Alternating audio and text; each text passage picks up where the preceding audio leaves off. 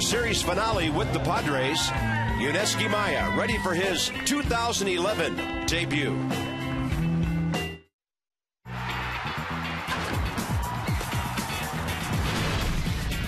Washington Nationals baseball.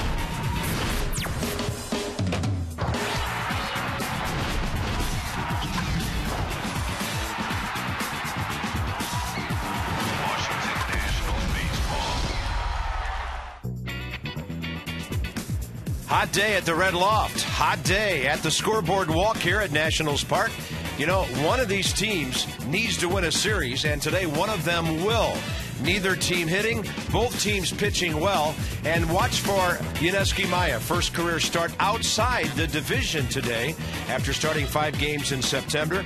Padres have only won 2 out of 10 of Mosley's starts this year, and the 2 offenses have blasted their way to 6 runs in this series so far. But hey, let's give the pitchers some credit for this as well. Bob Carpenter, F.P. Santangelo. And now the Phillies are coming in for 3. The Nats are going to see 3 great pitchers the next 3 days. They need to grab this series right now today. You need to win at home. The Nationals with a winning record at home at 12-10, slowly approaching the 500 mark. There's 7 teams, Bob, in the National League with losing records at home. The Nationals don't want to become one of those teams. And with all due respect to Mr. Mosley, Halliday, Lee, and Oswalt the next 3 games in this ballpark. So you have to pitch well, get some hits, and continue to catch the ball. That's what the Nats have done. 22 errors in April, worst in baseball. 8 errors in May, best in baseball. They've been outstanding in the outfield, wherever this year.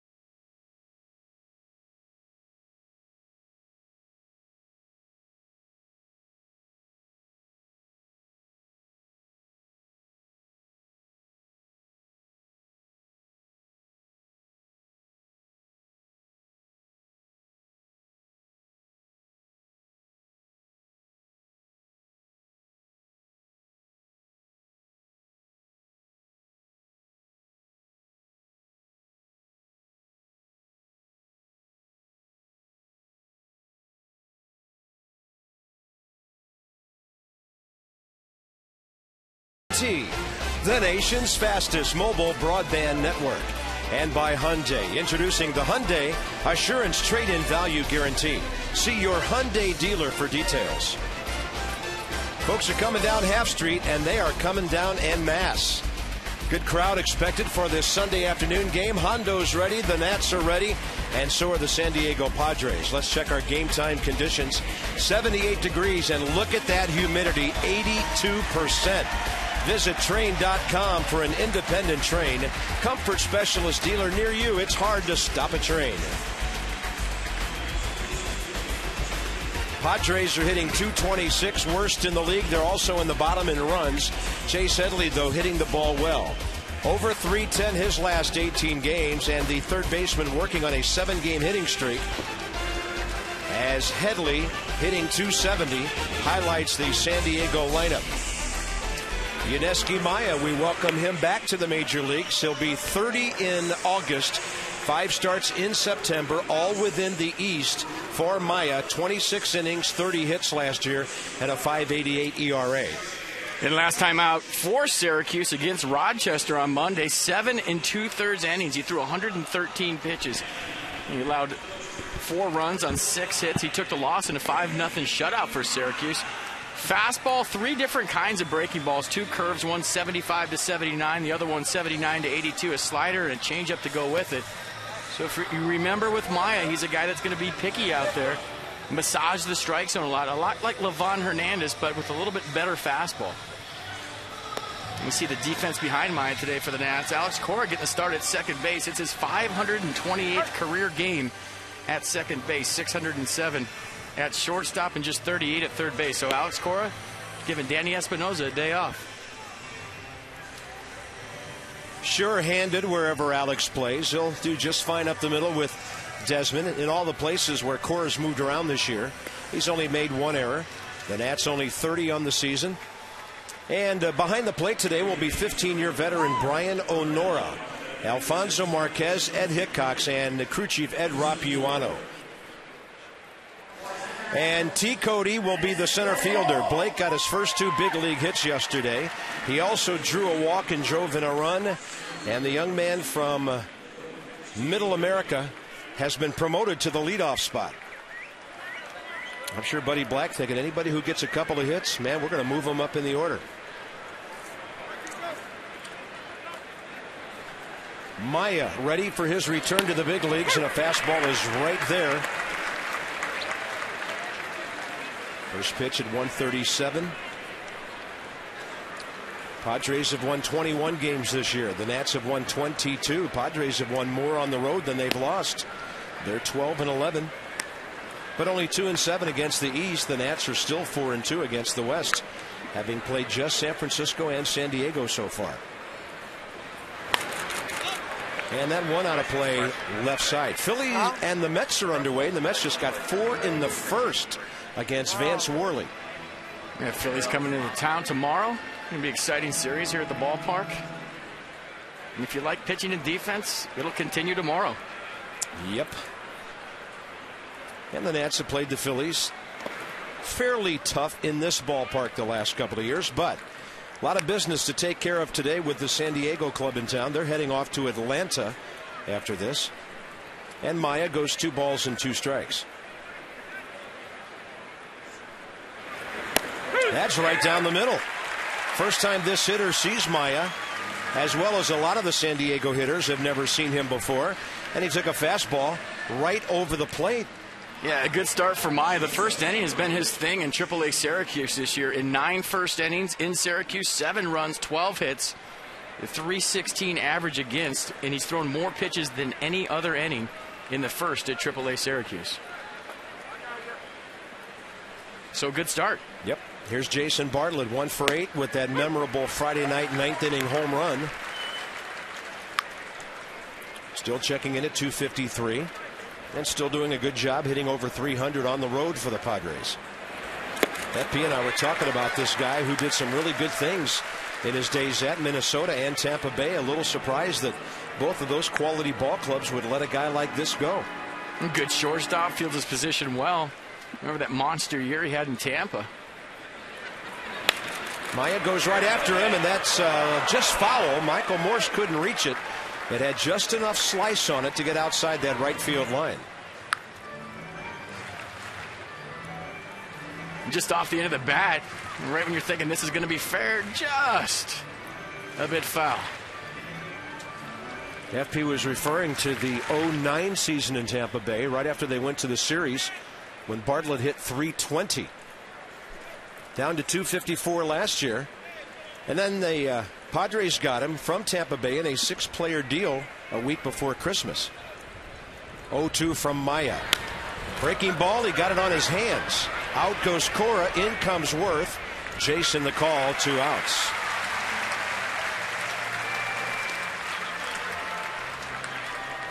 Good communication right there from Jason Worth, telling Alex Cora, I got it. You saw the veteran Cora peel off, so there was Everybody knew what was going to happen. Cora peels off, Worth makes the play, and we've seen that little pop-up behind second base this year be trouble at times. Yes, we have. Here's Ludwig. He goes up hacking. Ryan Ludwig in this series, a walk, and he's 1 for 7.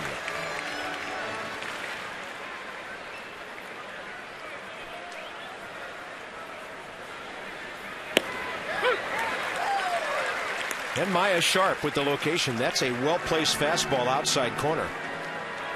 And Sharp with the tempo, too. If you remember the start we did in spring training that Maya pitched, he had a slow tempo. Yes, he did. Took a long time between pitches. And we've seen from national starters this year, very good tempo, throwing a lot of strikes early in the count, getting the ball and throwing it, keeping their defense on their toes.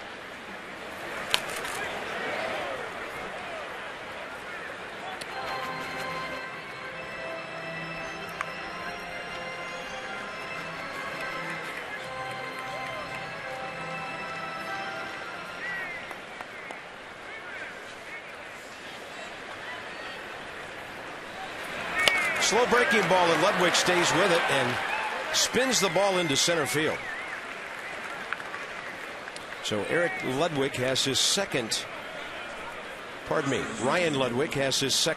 hit of the series. I was thinking about his brother Eric, who is one of 3 pitchers the St. Louis Cardinals traded to the Oakland Athletics back in '97 to get Mark McGwire.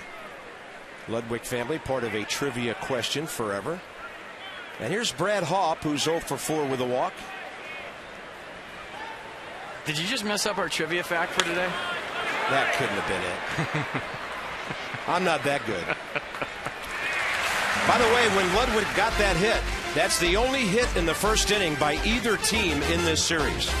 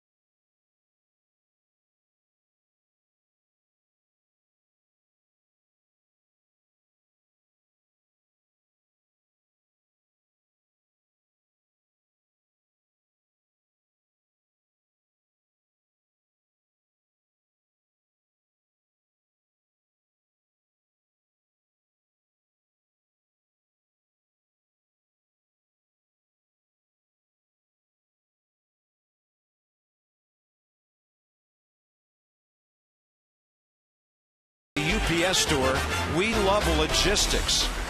Nationals hitting just 1 tick above San Diego at 227. Michael Moore still at 392 over his last 19 games. He's had 3 hits and a homer in this series and checks in at a team high 287 for guys that have had significant numbers of at-bats. How about this? A .45 ERA for Dustin Mosley in day games. No major league starter has a lower ERA under the sun or the clouds. A 2-seam fastball, cut fastball, 12-6 curveball, and a change. Last time out against the Cardinals, 7 innings, a 5-hit ball. He allowed 1 run, a 6-inning solo shot to Albert Pujols. Here's Roger Bernardina back in the leadoff spot today, after Rick Ankiel went 0 for 4 with a pair of strikeouts yesterday. Bernardina had the day off for the first time in 19 games. 2-0. Mosley, by the way, 29 years of age. American League time with the Angels. Last year with the Yankees for 9 starts. And a hot shot right side. Bernardina's going to beat that out on a ball off the arm of Brad Hopp. We'll see how they score it, but it was hit hard enough to be a hit. They're going to charge Hopp with an error. Let's check it out. A little top spin here from Roger Bernardina. Gets the ball inside. You see that in between Hopp. On Hopp. And he's playing in for the bunt. And that's the advantage of having speed at the top of the lineup. You got a guy that's in no man's land right there. It creates an in-between hop. It also creates a base runner for the Nats. It's a tough error call, in my opinion. A lot of times the first hit has to be a clean one, so maybe that's one to look back at once the Nationals get another hit. Change it to a hit. Were you trying to say that ball took a bad hop? I was. And here's Ian Desmond, 0 for 6 with a couple of walks this weekend. Bernardina, good lead. He's going on the first pitch. He's in there easily. Roger Bernardina, 7 for 7 this year. And this is Kyle Phillips, who gunned out a couple of Nats trying to run yesterday. Why not? You're having trouble scoring runs. You get on first base via the error. Make it hurt. Be aggressive. Get to second base. Now it's up to Ian Desmond to move Roger Bernardina over to third. Is a first inning bunt out of the question here?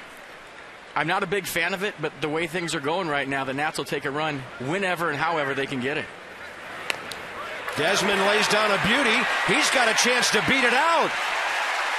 First and third to start the game. And we talked about it yesterday, doing the little things to win baseball games, especially when you're struggling offensively. I mean, this is a great job by Ian Desmond.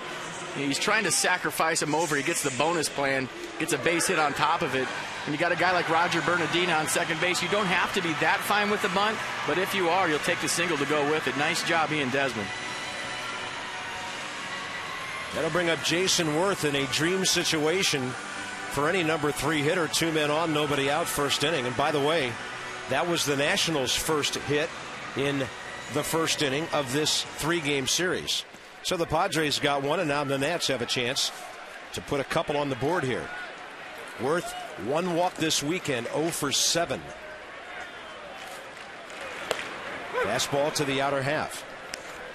I mean, when I think of offensive identity for this baseball team, obviously their batting averages and numbers aren't where they want them to be right now. But you think back to the early part of April when they were taking the extra base, stealing bases, first to third, squeezing. And when I think of the 2011 Nationals, that's what I think of offensively. That's their identity, small ball, doing the little things to win baseball games on offense.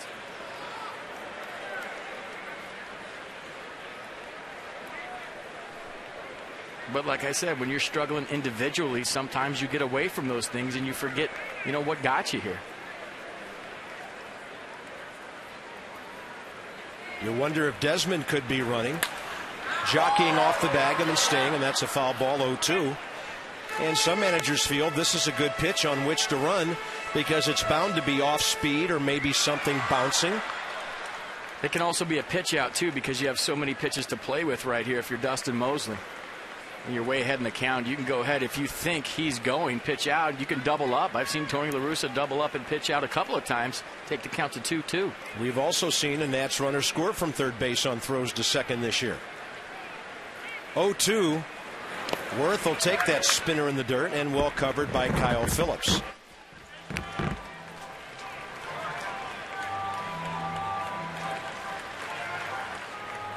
And speedy guy on third base. Nice job, Kyle Phillips. Worth sitting on 18 RBIs since a week ago Friday in Baltimore.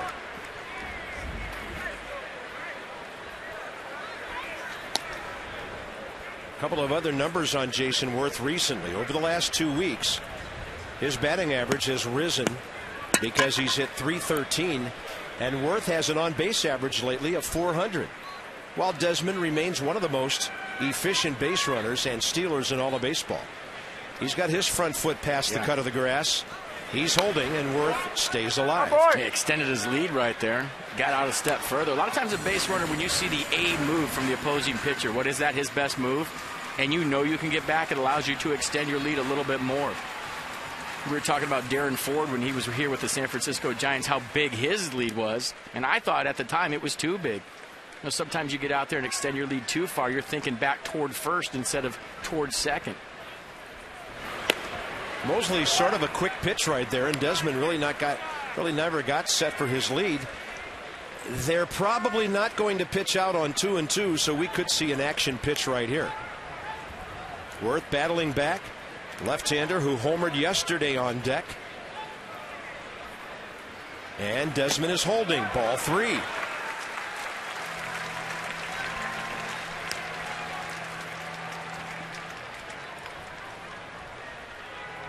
Dustin Mosley, career record of 13-17. 91st career appearance, 43rd start. First time, of course, he's ever faced the Nats.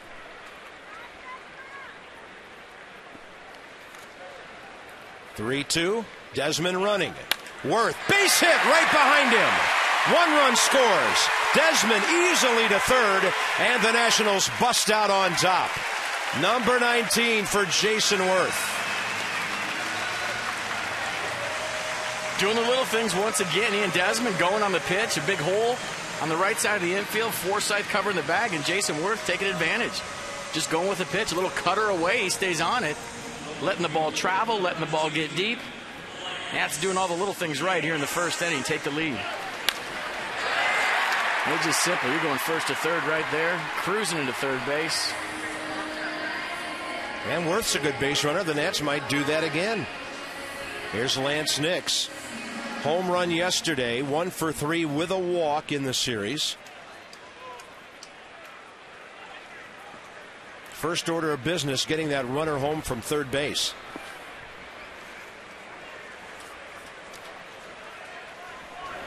He's so aggressive, he swings early. Is it deep enough to score Desmond? Doesn't look like it, but he's going to come home anyway early in the game. Safe with a great slide.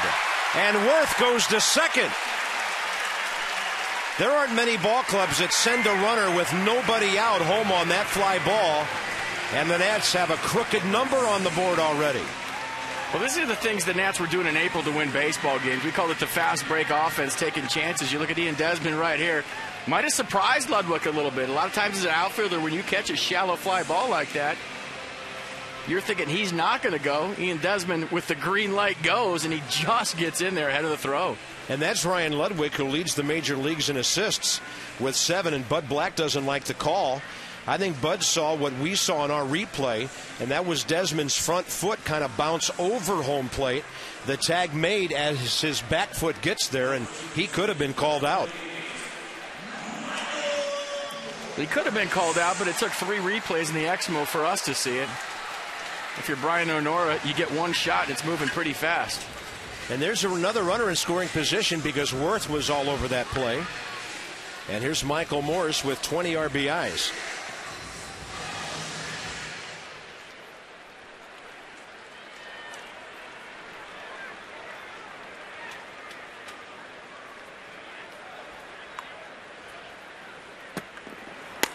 Way inside.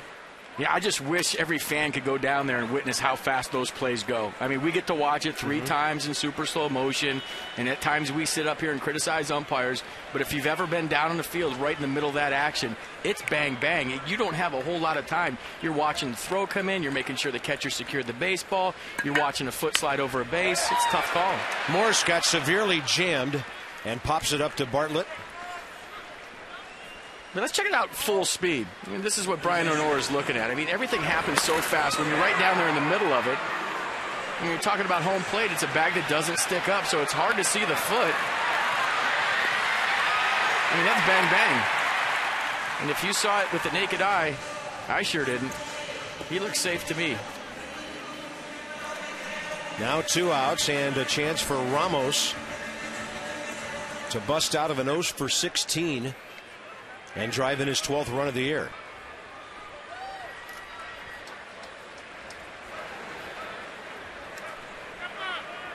Worth getting a big lead as their infielders, each of them probably 40 feet from second base.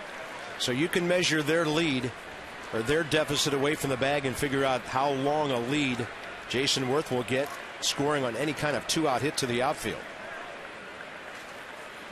I've noticed Bud Black's defense this weekend. He really doesn't pinch infielders much at all to keep them hanging around that second base bag. And especially with 2 outs as a middle infielder, you're going to get as much range as possible, maybe play in the outfield grass, get dirty, try to knock a ball down and save a run. Well hit right field, but Ramos in bad luck right at Denorfia. Nats pick up a couple of runs, and one of them unearned. Good slide by Desmond. You make the call.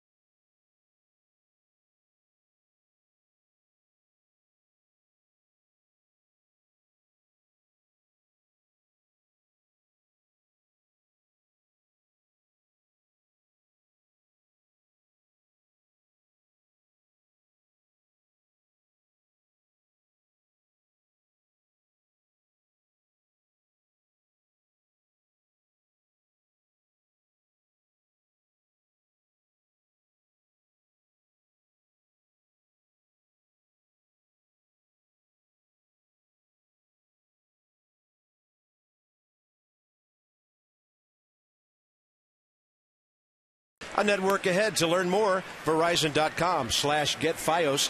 Buck O'Neil, the first African-American to coach in the major leagues, as the Cubbies would offer him a job. One of the great Negro League players, Kansas City, Missouri native. There are wonderful exhibits in that town for the Negro Leagues. Buck O'Neil, of course, the Nationals in this city intertwined with that as well, with the Homestead Grays who played here. Late 30s into the 40s, Josh Gibson, Buck Leonard, Sam Bankhead, Cool Papa Bell. The Grays won 9 Negro League championships. And Buck O'Neil, one of the best ever. Top of the second, Chase Headley, the hitter.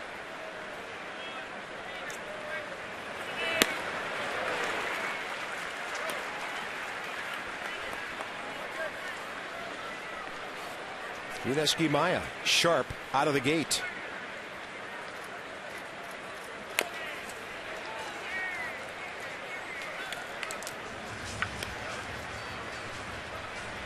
Up next will be Chris Denorfia, who was in the leadoff spot Friday night, and then the catcher, Kyle Phillips.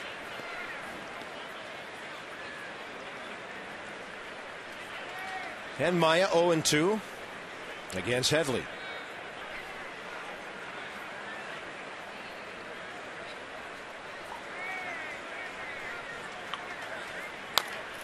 Took a little bit off, had him way out ahead. Big, nice hop for Michael Morse.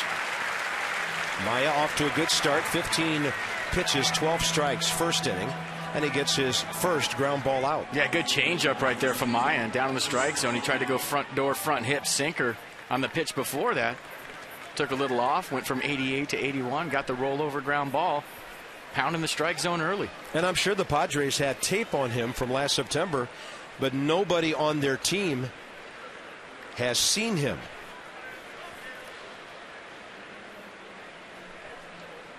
Chris Denorfia 0 for 5 in the series, and Maya just misses.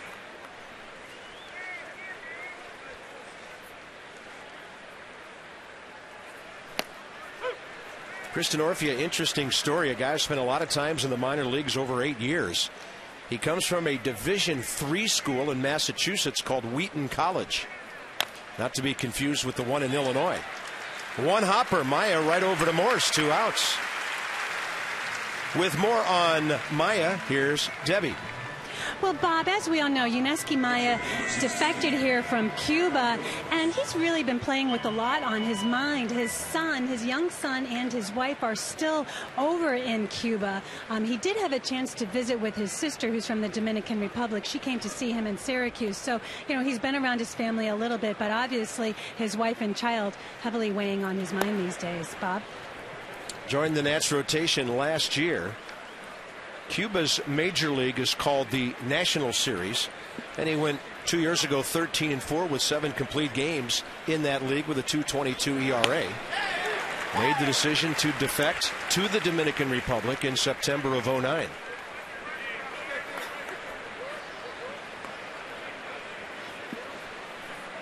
Not an easy thing to do when family is left behind. Levon would tell you that. Any of these guys would.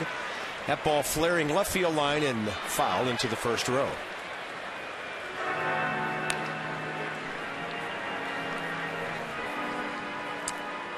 Here in the good old USA and the capital, it is 2 p.m. Warm day. Feels hotter than 78. Bathed in sunshine, this crowd on the rubber game day of the 3-game series. Nats trying to increase their home record to 13-10. And FP, I know you did a little pregame numbers crunching and came up with a bunch of pretty good ball clubs that don't win more games at home than they lose. I did, Bob. I was here at 7 o'clock this morning crunching numbers, and I found out that there are 7 teams in the National League with home losing records. How about that? I thought that was a high number. Padres are one of them at 9-20, worst record in the league at home. That ball drilled out to center. Bernardina tracking it, and he has it for the 3rd out. Hit it out there. One of those Greyhounds will catch it. And 2 good innings to start off for Maya.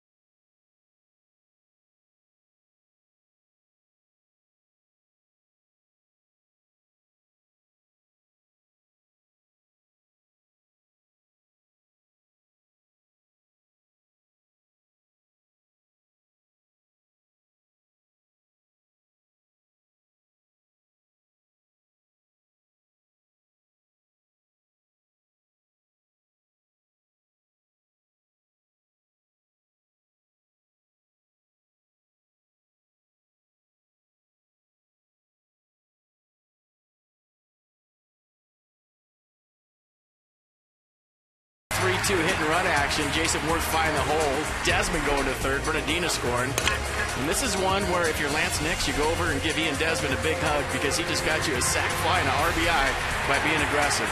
So 2 runs in the first inning. The Nats on top 2-0. I like it. I think Ian Desmond ought to bunt more. Not just with somebody on base in front of him. He's a good bunter and he's got great speed. I think we'll see that more as time goes on. Well, if he can deaden the ball like that, it doesn't matter where the third baseman is playing with his speed. There's a lot of hits if he can repeat that bunt consistently. Let me ask you something. If you have Bernardina and Desmond on your team, do you talk to the head groundskeeper and maybe have that infield grass just a little bit longer to deaden those things? Well, maybe you just have the fair foul line so the ball doesn't roll foul. I know I used to ask that all the time. If you lay down a good bunt in a lot of ballparks, the ball actually roll foul once it hits the dirt. So there's a way that you can rake the dirt and let the grass grow in that little last line there to where the ball will stay fair. And I don't think hitters like long infields. They want the ball getting through there. And even pitchers at times. I mean, it's tough to turn a double play when you have an infield that's so thick that the ball slows down a lot. Yeah. Well, they say players have been lost in the grass at Wrigley Field over the years. Oh, you couldn't see so me when I was thick. playing infield there. just the top of my hat. 0-2 to Hairston. He hits one hard. Now, this is just off the top of my head. I don't know. Has any ground crew ever left the grass a little longer in front of home plate and a regular cut to help bunters but not hurt the other guys? Well, I know when we used to play the Braves in Atlanta back in the day that they used to make the dirt in front of home plate very soft so that you couldn't get the high choppers off the dirt. If the first hop was in the dirt, it killed the baseball. It was almost like a sand trap. And that's the way Glavine and Maddox wanted it. So a lot of times you'll see groundskeepers with the dirt in front of home plate, tailoring it to their pitching staff and their team. And I guess that's called home field advantage. We used to hear about the kitty litter in front of home plate at Old Tiger Stadium in Detroit. Of course, with Tigers in town, why not? But and that's what it was in teams Atlanta. will do that. It was that surface, turfist stuff, and it was like kitty litter. You go out in front of home plate and you can't even see your cleat. It's like quicksand. Hairston trying to battle on 1 and 2, and that is off the third baseman, Headley. And we'll see how they score that. The Nationals will have another leadoff man aboard. Gave it a hit. A good two-strike fight from Jerry Hairston. A little chopper off that dirt we were just talking about. So you see the life and the kind of Super Bowl effect it has when the dirt is hard in front of home plate. And Headley, like Hop, gets it in between. Hop. You see it right there, creates the in-between hop. That's one you either got to go get or you got to give on because that is a tough play. You made that a tough play. Alex Cora. This is what happens when you put the ball in play.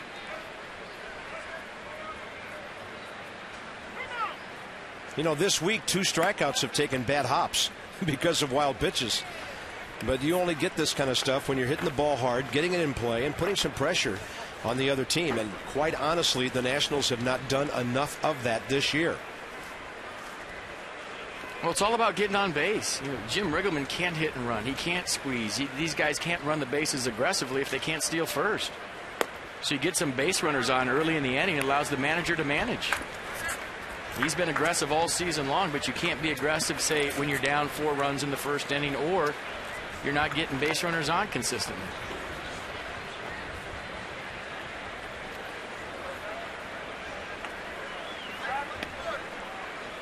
Jerry Hairston will swipe one on you if you're not paying attention. He's 1 out of 3 this year. With their steal by Bernardina today, the Nats are 5th in the league, 42 steals in 56 attempts. And Jerry right around 70%.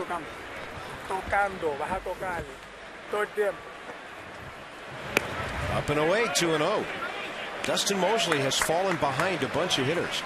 As we told you coming into this game, he had been hard to pick up by opposing hitters under the sunny or cloudy skies because he had an ERA of 0.45. But those are not good control numbers to start this game. Hasn't walked anybody, but he's been behind almost every hitter. And I wonder if Dustin Mosley talked to Livan Hernandez. A 1.83 ERA in his first 3 starts. The Padres were shut out. His 1.65 runs of support, the lowest average of run support in all of Major League Baseball. If misery loves company, a lot of pitchers are talking to each other these days. 2-1 on a running count. Hairston holding, strike 2.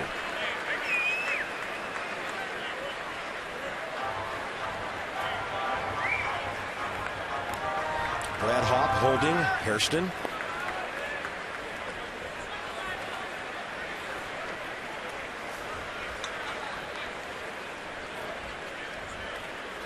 Alex will put this one in play, and it'll drop right into the glove of Ludwig in left field. Let's check out our Luna second inning feature. 70% off all flooring at Luna. 877-241 Luna. Shop smart, shop Luna. Players with 5 losses or more this year with low ERAs, and Mosley is right in the middle of a very disappointed group of pitchers. Paul Maholm, by the way, shut down the Cubs yesterday for the Pirates. He got a lot of run support yesterday.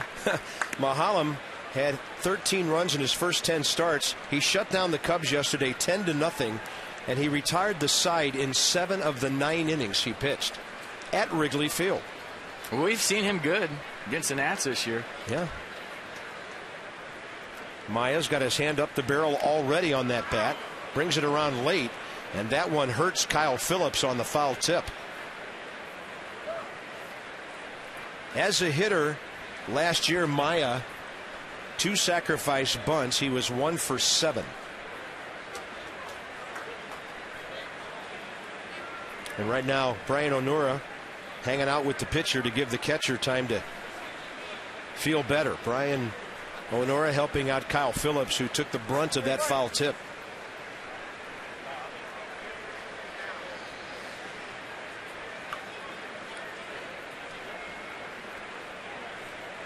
Yeah, you get a foul tip right there, you're going to see stars for a while. You're just trying to figure things out, get your wind back. It's a nice job by Brian Onura giving him some time. 1-1 pitch. Maya squares. He's stabbing at the ball, and that's why he foul tips it again.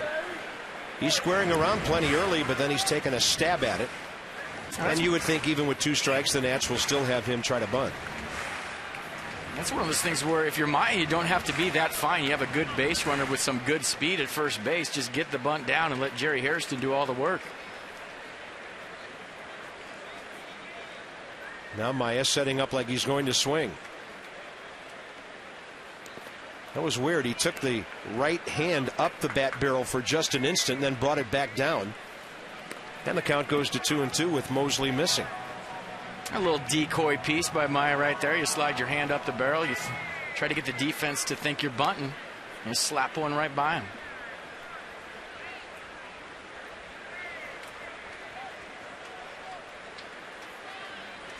Two and two. That's why you don't want the pitcher swinging away sometimes. 6-4-3 double play. Inning over. But after 2, the Nats have out hit the Padres 3-1 and lead 2-0.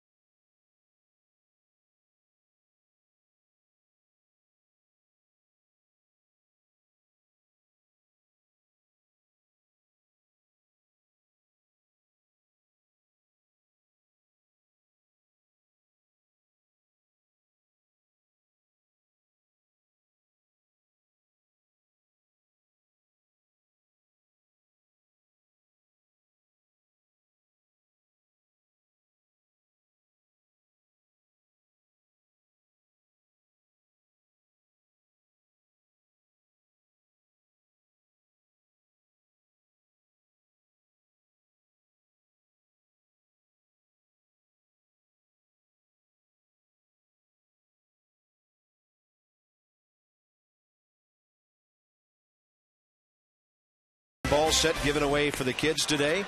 There will be some serious wiffle ball being played in the backyards of the district, Northern Virginia and Maryland tonight.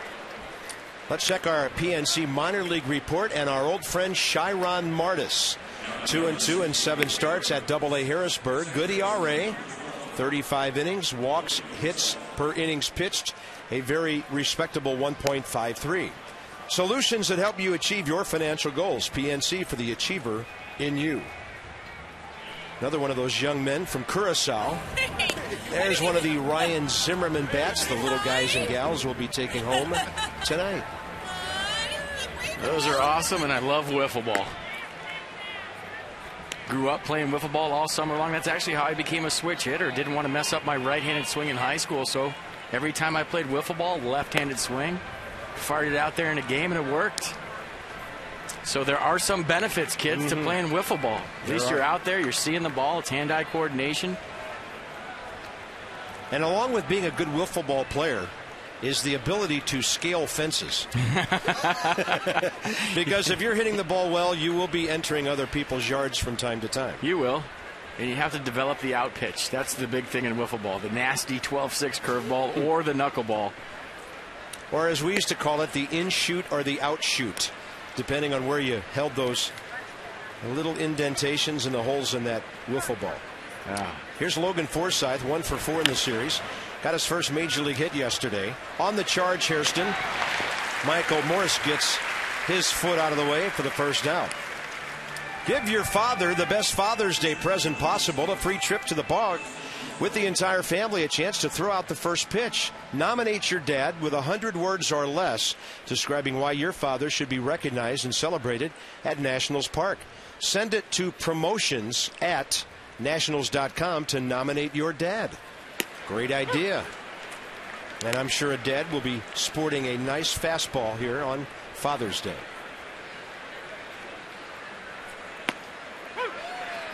Dustin Mosley is a big league hitter, not bad at all. 3 for 15 in interleague play for the Angels and the Yankees with 3 sacrifice bunts. Yeah, all of my stuff today has just been electric. Wow. And fastball, good movement, the slider to steal strike one, and the curveball for the out pitch. And this is a different Maya than we saw in spring training. The tempo is good, great movement on all of his pitches. And pretty much strike one to everybody. Well, maybe you're onto something with this tempo thing. You know, pitching is momentum, FP, when you're getting guys out. And as a position player, you know you loved those short innings when you had the glove. Yeah, hot day. You don't want to stand around too long on defense. Get back in the dugout, get back in the shade, grab your bat, keep the momentum on your side. And when you have a 2-run lead, just pound that strike zone. Blake T. Cody struck out looking on a fastball down the middle first time. Yesterday, not his major league debut. He was 0 for 1 as a pinch hitter, but he got his first 2 major league hits. A triple and a double helped his team win a ball game. He'll never forget it. 2 balls and a strike. 24-year-old outfielder, left-handed swinger, right-handed thrower. Shortstop Jason Bartlett next, and that's outside.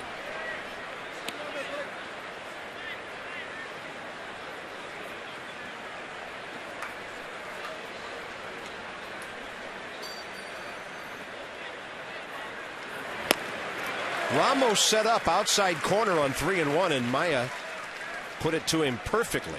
Yeah, I think that's the early book on T. Cody. He pulled a couple baseballs with authority yesterday on the inner half of the plate. Try him away, see if his swing can go the other way.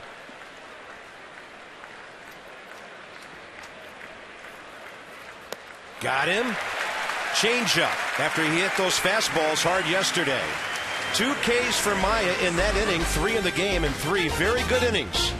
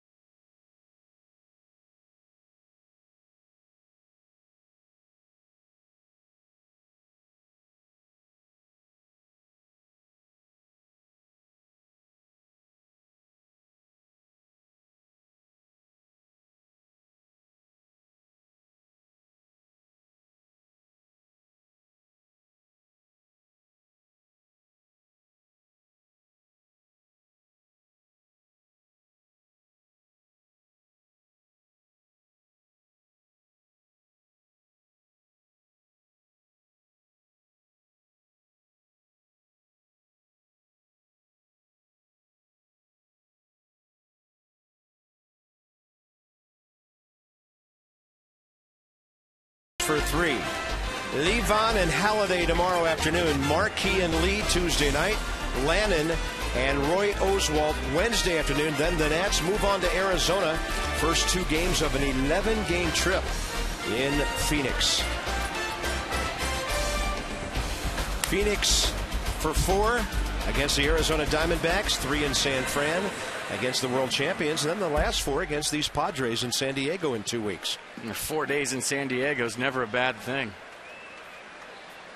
I'm not taking you to SeaWorld. I want you to concentrate on baseball.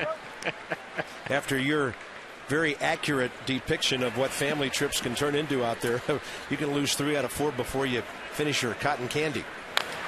The visiting managers hate San Diego because a lot of times it turns into a vacation for the ball players. A lot of fun things to do during the day, but for me it was a business trip. The most fun thing I could do was win a baseball game at night.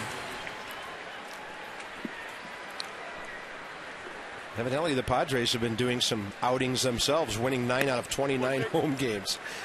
I remember early in my career, FP, went with a soccer team to Anaheim. They stayed at a hotel right across from Disneyland, and the coach couldn't figure out why they got shut out 2-0 that night. The whole team was at Disneyland all day on the day of the game. He was not a happy man when he found that out. And Southern California can do that to you. Anaheim, L.A., well, when you're talking San about Diego. The grind, Bob, of a 162-game season, you got to stay off your feet during the day. As a player, you can't be walking around. You can't be in the mall all day. You can't be outside all day long. You know, travel is tough. You get dehydrated on the planes. You're playing all those games in a row. You got to get your rest. Got to stay off your feet so you're fresh at night. 2-2 to Bernardina. Roger will pull this one to the right side, and Logan Forsythe takes care of it for the first out. First time the Nats have failed to put their leadoff man aboard today. Next up will be Desmond and then Worth. We'll see where Chase Headley plays him at third base. With nobody on, 1 out, after Desmond dropped a bunt about 45 feet in front of him first time up. He's going to creep in and station himself on the grass just in case.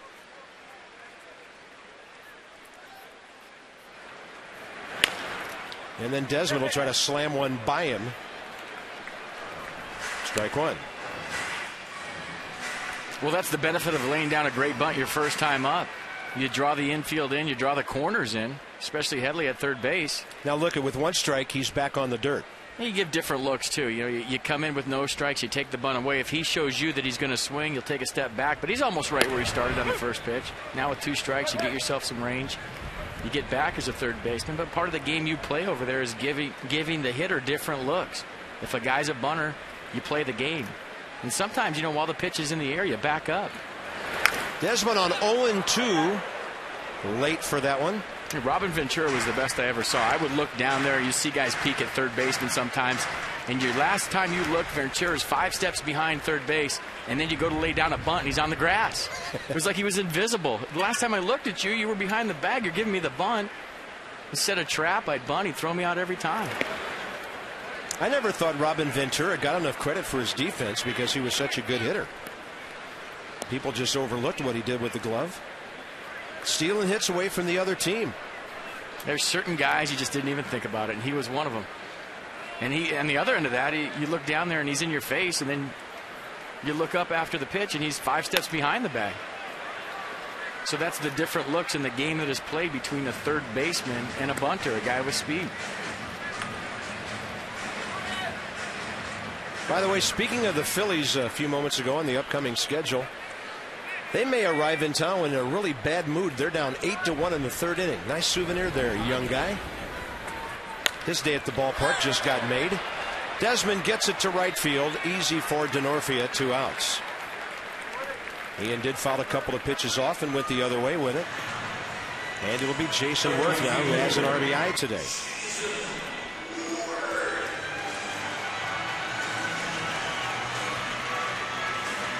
You know, with the end of May approaching, and we know Worth's going to heat up, we certainly hope the rest of the offense does.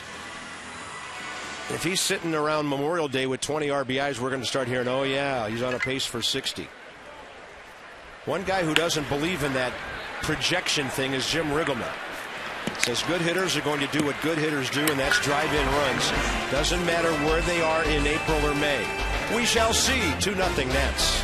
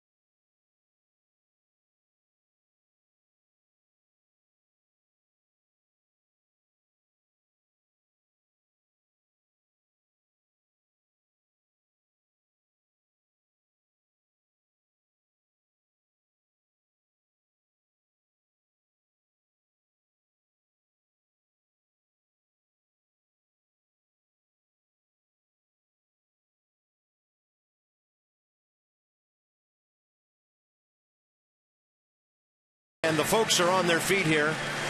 We serve today for a better tomorrow, they say, at DynCorp International. Steve McCaddy, Pudge, the whole dugout.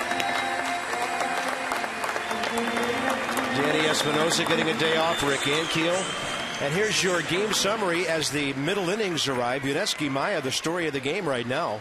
38 pitches, 29 strikes, 3 strikeouts. Pitching great, getting some offensive support. RBIs from Worth with a single, Nix with a sac fly.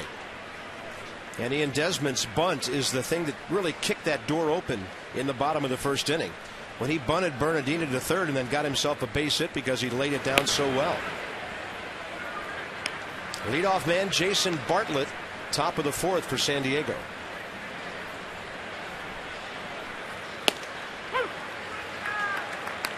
Wilson Ramos's glove is not moving a whole lot today. Maya has had tremendous control, tremendous command of all of his pitches.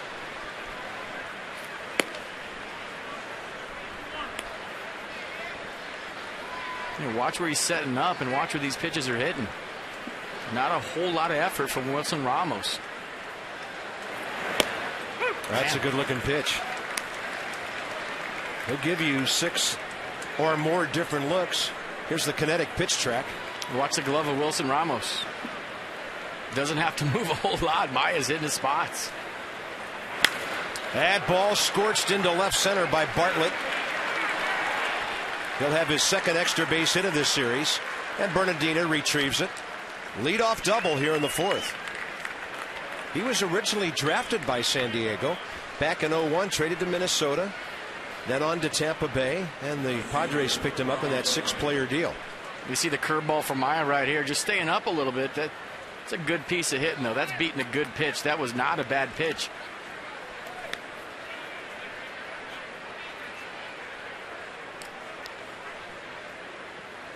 Ryan Ludwig, not the kind of guy you're asking to lay a bunt down or a little ground ball to move a runner. He's paid to drive in runs. He's driven in 30.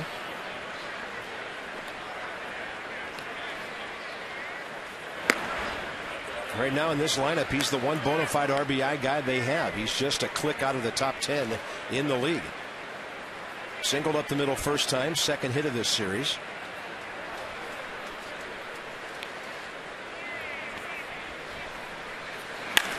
He drives this one to center. It'll fall in front of Bernardino and handcuffs him. And the Padres are on the board. That ball hit so hard, Bernardino just had to make sure he gloved it cleanly. And San Diego puts hits back to back, and there's Ludwig with his 31st RBI. Great read by Jason Bartlett at second base. Nobody out right here. And he takes off. He reads that Roger Bernardino is going to play this on a hop. So a lot of times base runners will let that ball bounce before they advance. Bartlett knew where Bernardino was playing pre-pitch, knew he was playing deep, got a great read. Watch, taking off right here. He knows that ball's going to drop. That's good base running. That's doing your homework, knowing where the outfielder's playing before the pitch, so when you see the ball hit, you don't have to read it off the bat. You already know it's going to drop. Here's Haup, who flied to left first time. So here we are, second time around the batting order, and 2 of the first 3 Padres have gotten hits.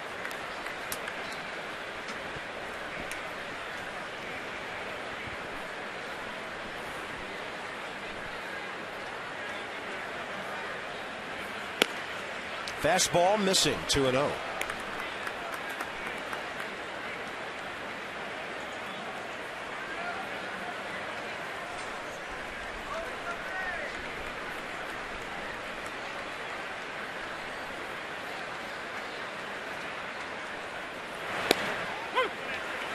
Upper part of the zone near the corner.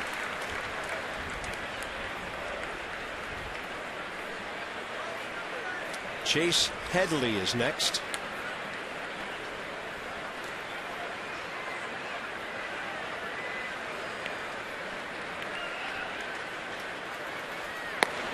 And Maya goes off speed, misses, 3-1. As we mentioned Friday night, the Padres hitting about 80 points higher on the road this year than they do at home. By no means an offensive series here, but they've taken some good swings and put some hits together to win that ball game yesterday. Now we'll see if Bud Black does something with the base runner Ludwig. The ball club struggling to score runs with nobody out in a 3-2 count. And went to the 3-2 change earlier in the game. Let's see what Brad Haup is looking for.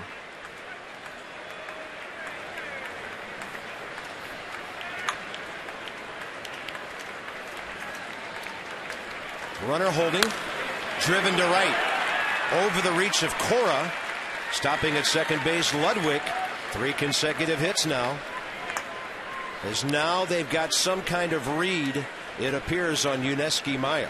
Well, they got him in the stretch, and all of a sudden he's struggling. And a 3-2 fastball right there, dug out by Haup. He's looking for a fastball. Nice piece of hitting. So all of a sudden you've been in the windup pretty much the whole game. You get into the stretch, and they're seeing something. They're getting pitches out over the plate.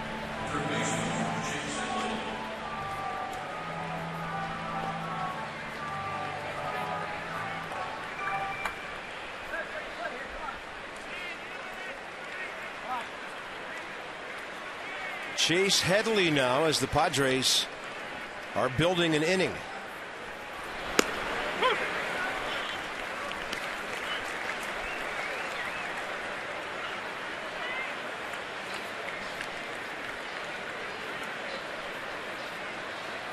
Maya 2 ground ball outs today.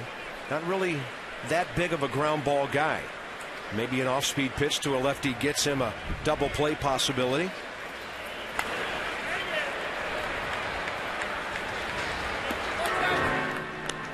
At second base, Ludwig with the RBI hit, and then Brad Haup right behind him.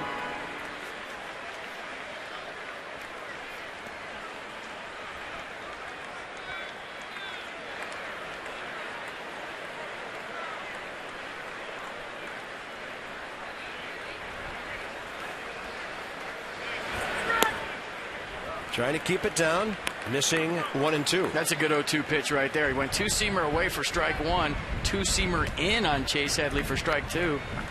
Tried to tease him with a curveball there, 0-2. Try that inner half of the plate with that 2-seam fastball, that front hip sinker. Going away. Gets a ground ball. Michael Morse short for 1. Return throw. Safe on a close play. As Headley goes tumbling across the bag. Alfonso Marquez not giving the Nats the twin killing. And it'll be runners at first and third with 1 out. A good pitch right here from Maya. Nice job, Michael Morse. Little inside move. Little low feed to Ian Desmond, but nice job by Desmond of digging it out. And I don't know if Maya's foot was on the base. Had trouble finding it right there, and that might have been the difference. Yeah, and I think he might have gotten spiked by Headley, who made contact with his spikes as the pitcher's foot was on the totally wrong side of that bag for that play, FP. He had trouble getting over there and finding the base. And then when he tried to regroup and find it for the second time, he found a cleat.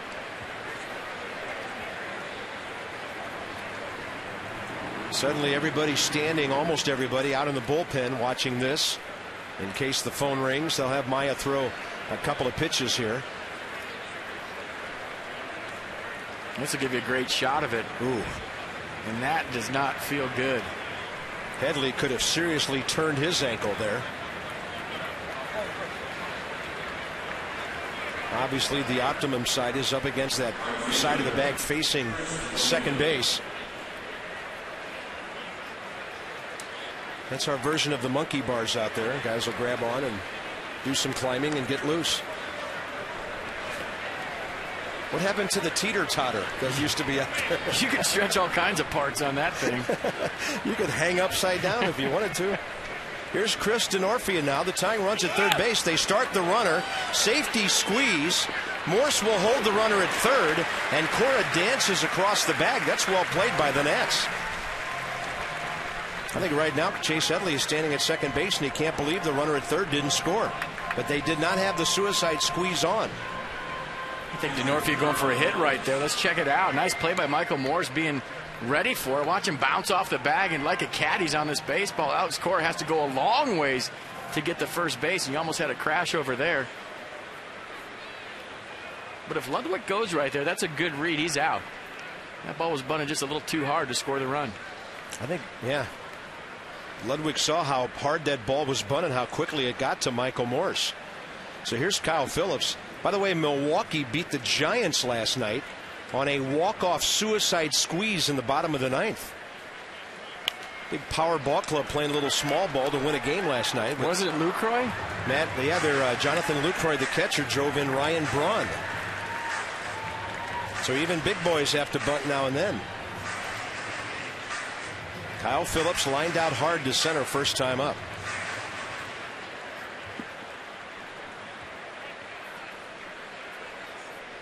No balls and one strike here in the fourth.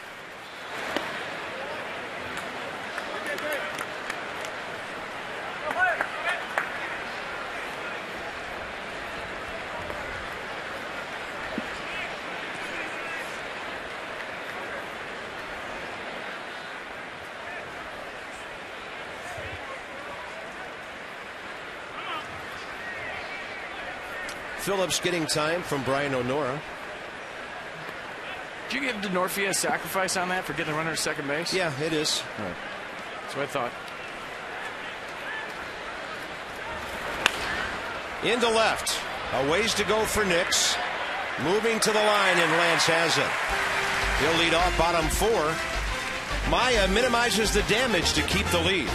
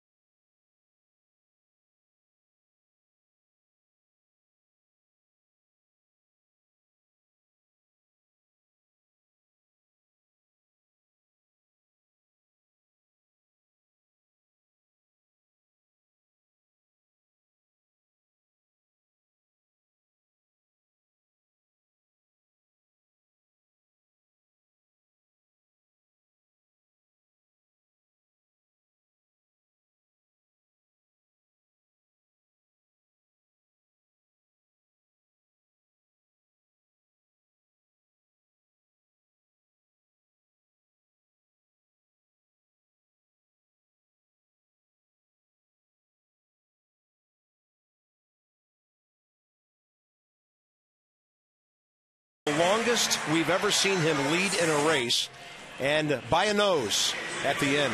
George. Teddy gave it a great run, though. Teddy's going to win tomorrow. That's my call. And Really? I'm sticking to it. Yes. Wow. You heard it, folks. Nationals got one run yesterday. Lance Nix, a leadoff homer, 7th inning after walking earlier in the game. He's going to pitch up in the zone and just tomahawking that ball into the bullpen. Nice effort from Patterson in right field. Didn't have enough leaps to get it. And the throw at home was just fantastic. The tag by Pudge was even better. Pudge looked like a guy who just caught a 2-point conversion to win the game right there. He looked like he just won Game 5 of the NLDS. Yeah. Yeah, on a throw by Jeff Conine. Way back when in Florida. Nix with a sac fly. He's driven in 21 runs this year. On a pitch up, he bounces it fair. Easy play, Brad Hawpe. Well, it'll be a while because the Nats will not be back home until, wow, Tuesday, June 14th. But that weekend against St. Louis and Baltimore, Miller Lite Party Nights. Thursday, Friday, Saturday. Tickets start at $20. First drink on the house. There's an early happy hour, $5 beers and live music. Nationals.com/party. Some restrictions do apply. On that homestand, St. Louis for 3, Baltimore for 3, and Seattle for 3 as interleague play will be back upon us. I got to start doing my Seattle homework right now. Just get a bunch of stuff on Ichiro. Yeah, he played against Ichiro in 2001. I'll tell you what, as a second baseman playing against Ichiro with nobody on, you have to play like it's a double play. You're cheating in because a routine ground ball, he was so fast back in the day. I don't know if he's still that fast. As a second baseman, you had to creep in almost like you're at double play depth with nobody on. Nationals swept a series in Seattle 3 years ago. Only time they faced the Mariners, and I remember on the day off out there sitting in my room, it took like an hour to go through all of his notes to figure out what to prepare for a weekend series. And as it turned out, the Nats did all the hitting. I think that's the only interleague series they've ever swept on the road. Michael Morris on 1 and 2, a defensive swing. Be one with your tires, and the road will be one with you. Be one with hand-cooked tires.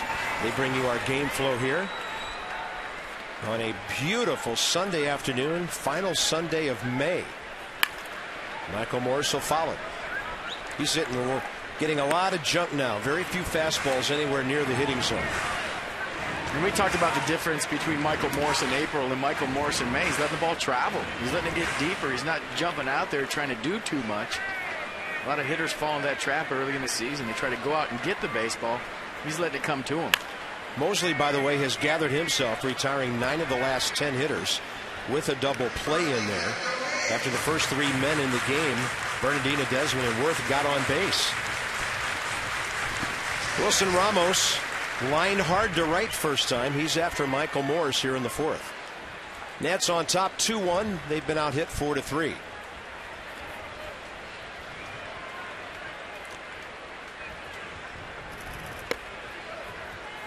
If he sees a fastball, it's usually way inside under his hands. And San Diego has jammed him into a couple of double plays in this series. Jammed him the first time today when he popped up to short. They don't want Michael to get extended, and now you can see why. He'll hook that ball for a double to the left field wall.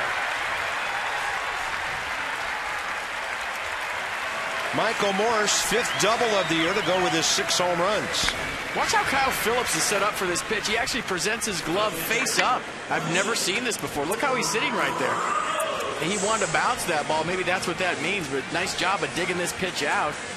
That ball was supposed to be in the dirt. And look at the elevation on it. Morris hitting it off the end of the bat.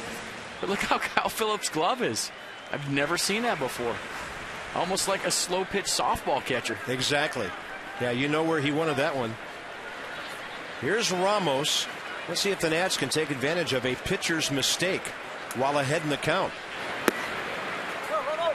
That's low.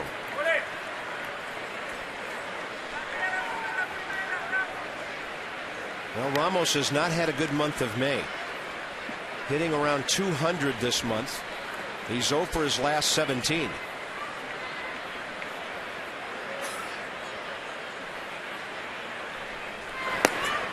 That's on the corner. Perfect fastball. 1-1.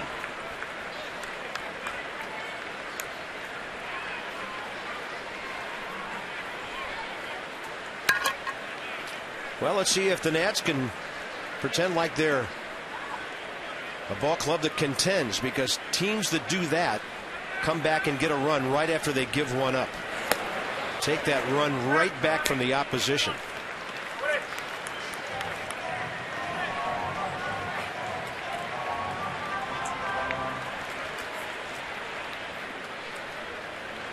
By the way, that was Michael Moore's 4th hit of this series. He's 4 for 10.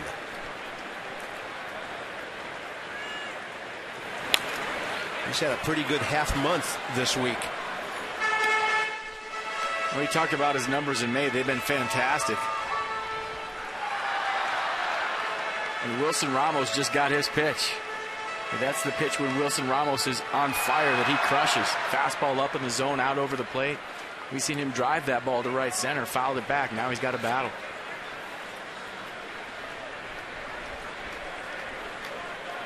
Two. He sees breaking ball away and lays off. That's a good take. He didn't even offer it that pitch. And that was a tough take, too. You don't know where that curveball is going to end up. It's just because of his approach. He's always looking in the outer half of the plate. He's looking away and reacting in.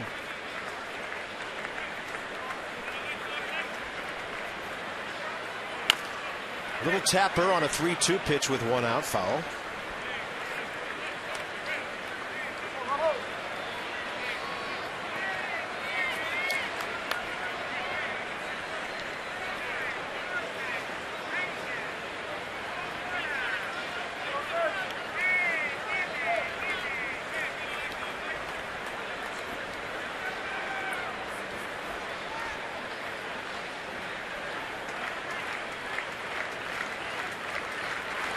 Ramos takes it way outside. 2 on, 1 out. Jerry Hairston coming up, and he's making news now in baseball with his suspension. He got thrown out the other night, tried to call timeout. You see him right here asking for a timeout. Wasn't granted timeout from Ed Hickox. Gets back in the box, pops up, doesn't run to first base, decides to argue, and apparently there was a bump there. Jim Riggleman almost wore the ejection too. That was almost a right hook. He just dodged it. But apparently they're saying that Jerry Hairston Jr. bumped Ed Hickox. And Jerry was adamant about the fact that he didn't. You look at him right now. He's talking to home plate umpire Brian Honora, maybe saying, hey, I got suspended for a game. I didn't touch anybody.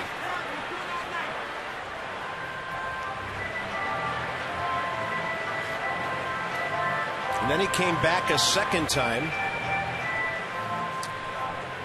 Well, Jerry, a chance to help his ball club big time here. I was surprised that he got a 1-game suspension. I thought maybe a fine, you know. He said his piece, he got ejected, but it wasn't like there was anything that violent. He said for aggressive behavior. Well, if they suspended him, the umpire must have contended there was contact. Now this time Forsythe, the second baseman, pinches up the middle as the Padres look for a double play ball here. With that in mind, Brad Hawk is 20 feet off the line at first, trying to cut off that part of the infield hole. So this is a very interesting scenario with the defense moving around. 2 on, 1 out. Hairston base hit off the third baseman's glove first time. And back in plenty of time, Michael Morris.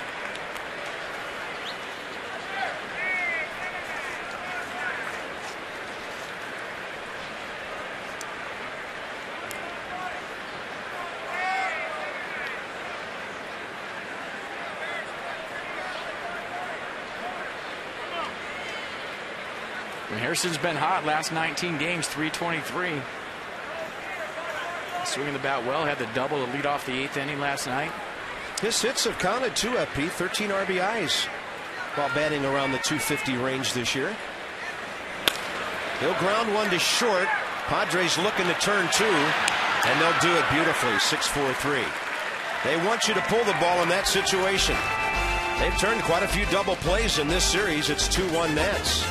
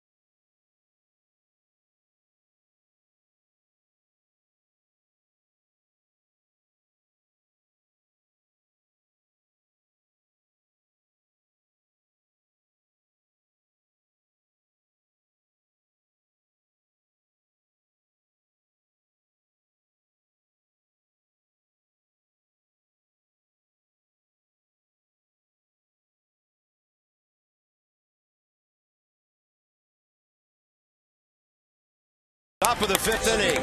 Nats fans having a good time here at the ballpark on Sunday. Let's have a look at our AT&T trivia fact number 1. Game 4 of the 04 ALCS. Dave Roberts stole second base in the 9th inning and sparked a Red Sox victory. And that would lead to one of the most amazing things that has ever happened in postseason baseball. More on that as we move along. Dave Roberts, Doc, down there coaching first base. One of the most famous stolen bases ever, especially in Boston. I was talking to him today before the game. He's going back there this year. They play them in interleague play, and he is still a rock star in Boston. Never has to pay for a dinner the rest of his life. Wonder if he has the bag.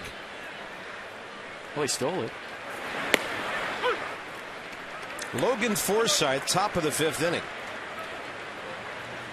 At the time, the Red Sox were staring right down the tunnel of elimination.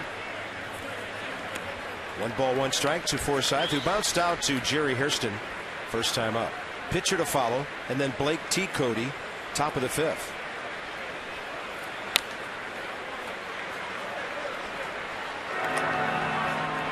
Forsythe with a good hack. 24-year-old infielder from Memphis, Tennessee, via the University of Arkansas, where they've had a really good baseball program for many years.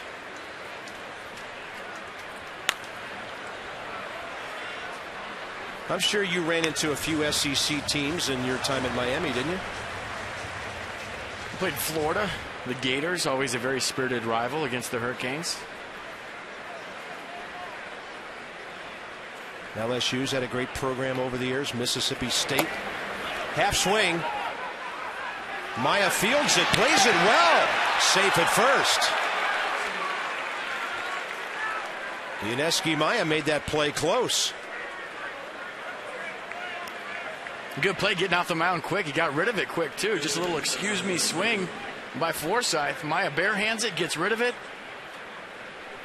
Just not in time. I mean, you can't make it any better than that. Look how quick he gets rid of it with something on it.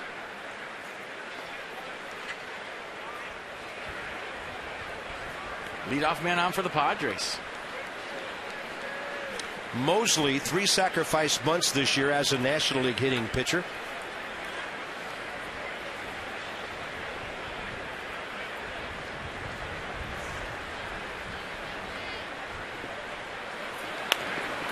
Lays down a beauty. Michael Morse to Alex Cora, 3-4, sacrifice good. Memorial Day's tomorrow. Phillies in town, 105. There are special ticket discounts with food and beverage credit. Team will be wearing our blue patriotic uniforms with stars and stripes, curly W, nationals.com/patriotic. Some restrictions apply. That's some guy named Halliday's pitching, and you want to say you were there when Teddy won. I'm sticking to that. He's going to win the president's race tomorrow. Think so? Yep. Well, let's hope the Nats have about a 4-run lead over Roy Halladay at the time. That would be nice. That would be 2 history-changing events. The way Halladay's been going this year. I was looking over his numbers today. 2.35 ERA. 86 strikeouts, 13 walks, and 84 innings. At FP, he's thrown 4 complete games this year. Yeah, didn't he start that game that the Phillies played 19 innings too? Yeah. Wilson Valdez, is he pitching in this series? Not a starter. Came in for the win. Now he's a rock star in Philly. Yeah, I heard Halladay wanted to pitch that entire game, but they wouldn't let him. T. Cody is 0 for 2 with a pair of strikeouts today, as Yuniesky Maya continues to slip off-speed stuff under his bat.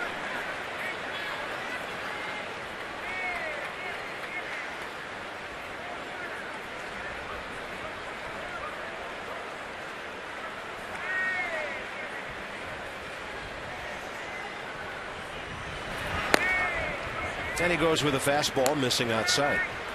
Speaking of the Phillies, it's now the 5th inning in New York, and they trail the Mets 9-1. Mets have 14 hits without hitting a home run today. And Vance Worley is long gone in that game. Kyle Kendrick is pitching out of the Phillies bullpen. Just the kind of things we take a look at the day before the Nats play a ball club. Maybe the bullpen will be tuckered out after that game today. But with Roy Halladay pitching, well, they need their bullpen. Followed by Cliff Lee and then Roy Oswalt.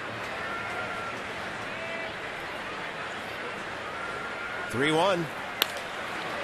And reaching out to sky one to left for Lance Nix is T. Cody, 2 outs. Let's have a look at the rest of our AT&T trivia fact, talking about Dave Roberts, who stole that famous base. The Red Sox were down 3-0 in the ALCS to the Yankees. Sparked the win. A memorable moment because they came back FP to win the series, and then they swept St. Louis in the World Series. That's more than a memorable moment. It's one of the most famous stolen bases in Red Sox history. One of the most famous moments in Red Sox history. It was one of those stolen bases where everybody in the park knew he was going. The Yankees knew he was going, and he still stole the base.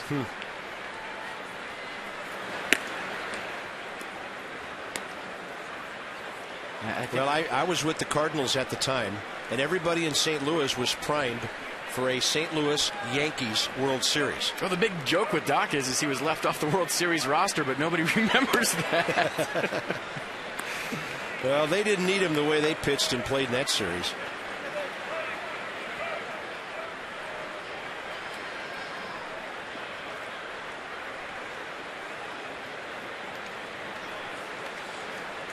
Two balls and no strikes to Bartlett, who doubled last time up. Maya staying away from him now. Well, there's another dangerous man on deck if you lose the number 2 hitter.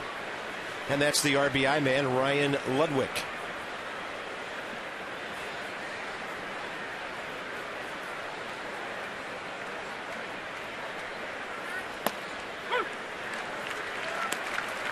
By the way, that Milwaukee ball club winning again. They're beating the Giants 2-0. They're only 2.5 games out of first place in the Central after sweeping the Nats this week and now playing well against the Giants. If they get any kind of pitching, that is a very good baseball team. Like I said, 1 through 5, they're as good as anybody in baseball with that lineup. There's a walk, and the Padres have 2 on, 2 out.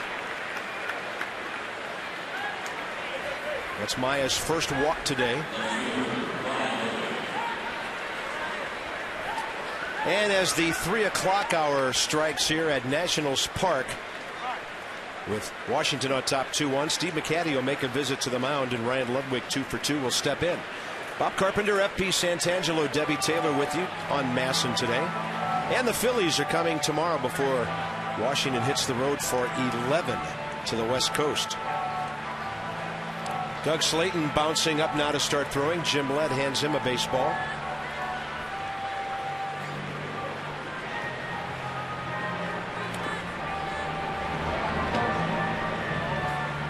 Hollywood Casino Charlestown races with our National League leaders. Offensive ranks for the Nats and the Padres. This rough patch has gone on for 2 months. Bottom 2 in batting average. Bottom 5 in runners in scoring position and with 2 outs. On base percentage, bottom 3, both of them, and strikeouts. They are the bottom 2. Action-packed table games, red hot slots. Hollywood Casino, Charlestown races, West Virginia. It's an uplifting graphic. I'm going to stand up and stretch after watching that. 5th inning stretch for the announcers right now. But we report the facts up here, FP. There are some things you cannot sugarcoat with these 2 ball clubs and their lack of offense. Well, the one thing you're starting to wonder is this the way it's going to be all season long? I mean, this is 52 games for the Nats and 53 for the Padres.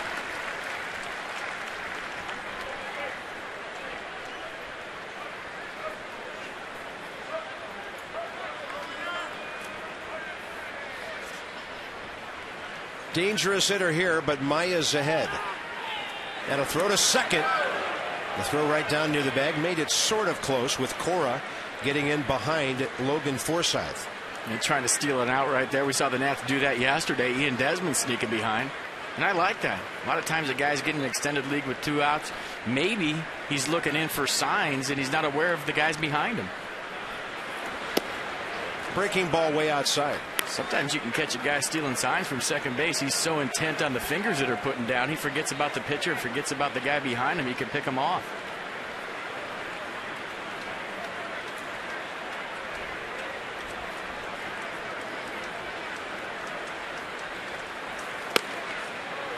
Under the hands of Ludwig, ball 2. Kinetic with the pitch track. And check out the 1-1 pitch from Maya. Inside for a ball. Kinetic North America, providing world-class technology to our national and homeland security customers. 2-1. Ludwig looks it all the way in low.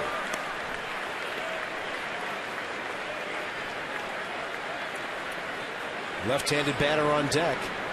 Cole Kimball joining Doug Slayton. And this might be Maya's last hitter. Could be. 2 outs, 5th inning, 2-1 game. He gets a borderline strike when Ludwig thought it was outside. This might be an interesting one to look at. Let's check it out. 1 baseball out off the box. Throw the same pitch, 3-2. You threw 3-1. I might go with a curveball here if I'm Maya. He goes with a hook away, and Ludwig stays with it. And that was ball 4.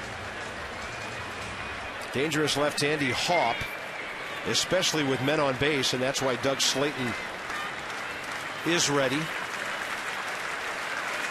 So Maya's afternoon hangs in the balance right here in the 5th inning.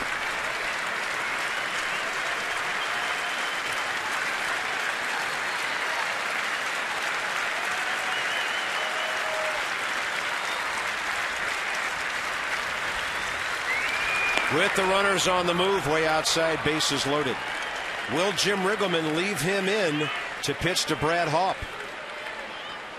A lot of right-handed hitters over there on the San Diego bench. You got Cantu, Gonzalez, Maben.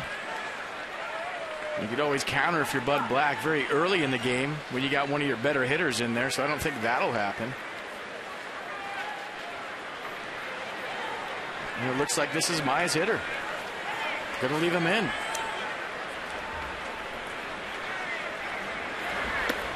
He goes change up and misses.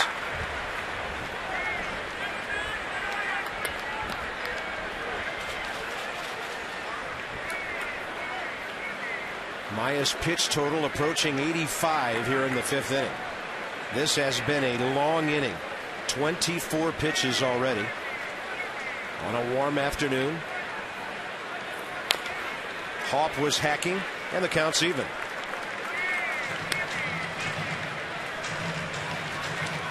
Here's the base bunch.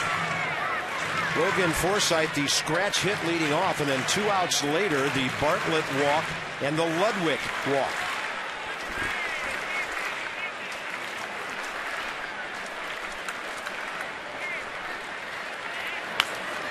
Strike 2.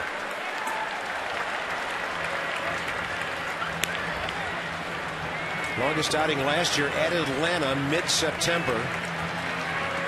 And then he had a 92-pitch outing against the Braves, seeing them again just 12 days later. And don't forget, he's coming off 113, his last outing in Syracuse against Rochester.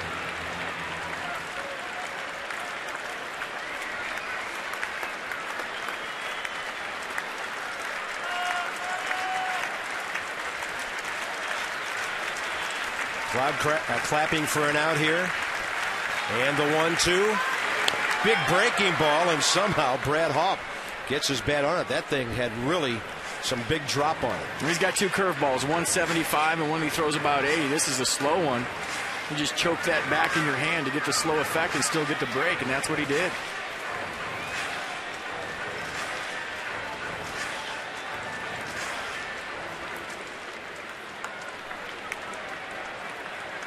Always a good hitter with Colorado. He's always hit well in this ballpark.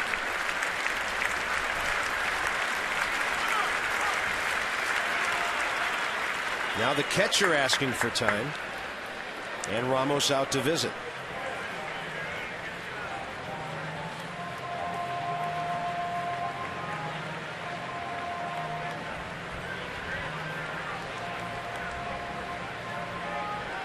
Big part of the game, and we're getting the same page. Make sure they got the signs straight. Maybe change the signs with the runner on second base for so many pitches, or maybe you just don't even give a sign right here. You go, what do you want to throw? I'm not going to put down a sign. Let's get on the same page.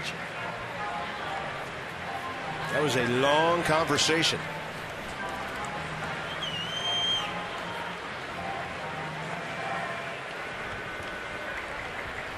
Well, that's his record in his ERA. It's a pitch the pitcher has to be committed to.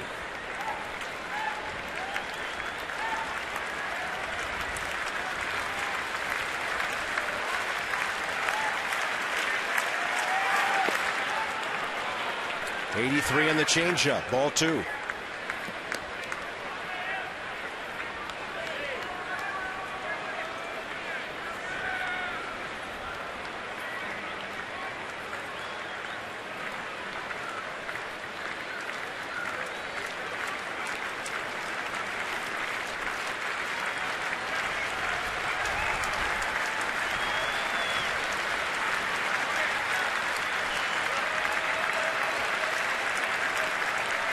Two coming.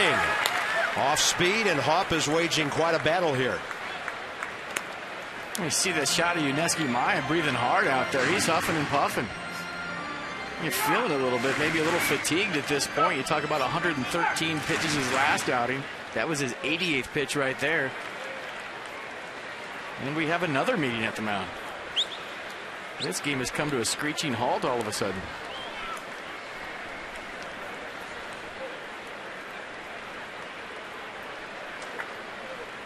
Pudge trying to stay calm. He's probably in there calling every pitch.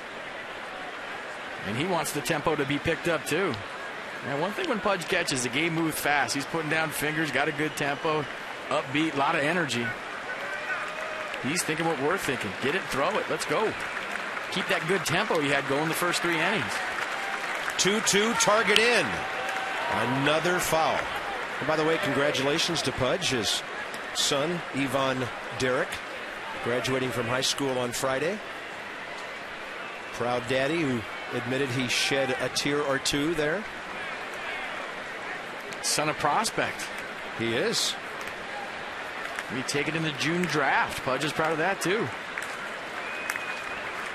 He's an expectant catcher right now. 2-2 again. Swing and a base hit. San Diego will take the lead. Amazing at bat by Brad Haup. Battled his way through a bunch of foul balls, double figure pitches, And Yuneski Maya gives up a huge 2-out hit right after a pair of 2-out walks. Jim Riggleman's out to get him. So Maya, returning to the big leagues, fails to go 5. Last year he went 26 innings total in 5 starts.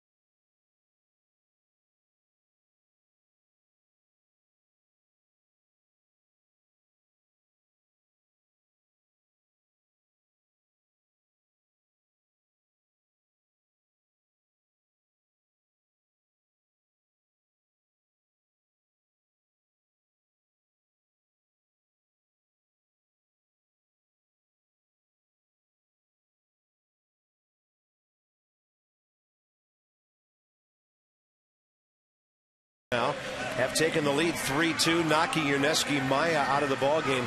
A lot of pitches and 2-out walks will kill you. I don't care what major league team you're facing. Yeah, the walk to Bartlett, the walk to Ludwig definitely affected him. Brad Hoff with a great at-bat right there. Finally got a curveball 3-2, smoked it to center field. So for Maya, tough outing. He was cruising through 3. He had a great tempo going, you know, dominating the strike zone, hitting the spots, and then all of a sudden the wheels fell off. What's the big difference second time around the batting order? Well, with a guy like Maya, if he shows you everything your first time up and you go deep into a count, then you go up your second time, there's no surprises. So he uses his whole arsenal, allow the Padres to have a good game plan and a good idea of what his stuff was doing on a given day, your second time up.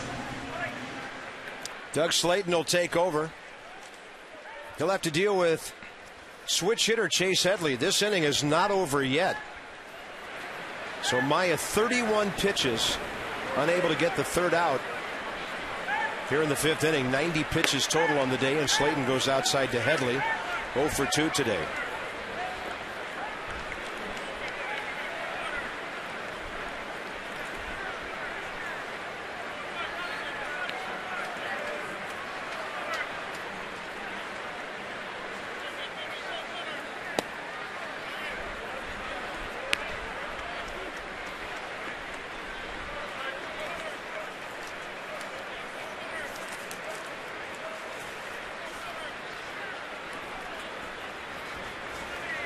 Headley much better from the left side. That power outage is a bit puzzling. He's not a big home run guy, but he did hit 11 last year, drove in 68, 12 the year before that, drove in 64. I mean, he's on pace for single-digit home runs this year. And he's one of those guys the Padres need to do something behind Ludwig and Hopp. Adrian Gonzalez, despite not being surrounded by much offense last few years, was still able to put up some pretty good offensive numbers with San Diego. And with him in Boston now, who's going to pick that up?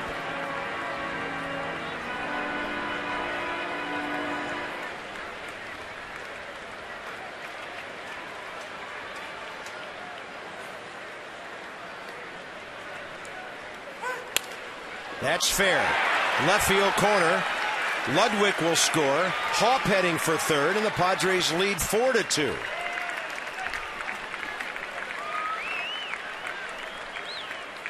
And for Headley, his 18th RBI.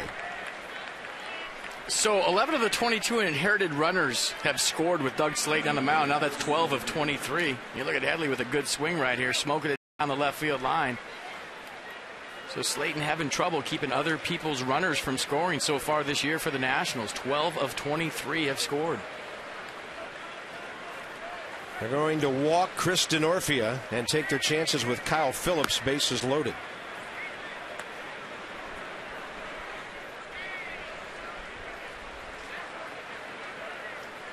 Well, by no means great pitching today for the Nats, but another day on which every mistake made is just a dagger because there's very little offense. The Nationals, since their 2 runs in about the first 5 minutes in the bottom of the first, have a total of 2 hits, hitting into 2 double plays since then. There is no cushion for this pitching staff, no margin for error whatsoever on a daily basis. Having said that, it's Slayton's his job to get people out. Now he's got Phillips in a lefty-lefty matchup.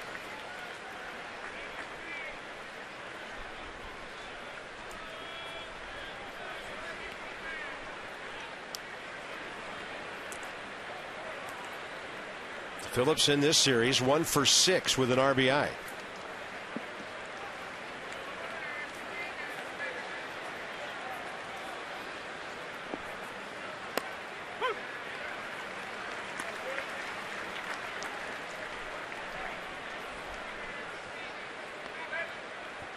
Everything Doug Slayton has is what the Nats won here. Pitcher Spot scheduled to hit second in the 5th. Hard hit. Michael Morse with a good pick to the pitcher, and Slayton is there to receive it, saving another run. Well played by Michael Morse, but the Padres put 3 on the board and lead 4-2.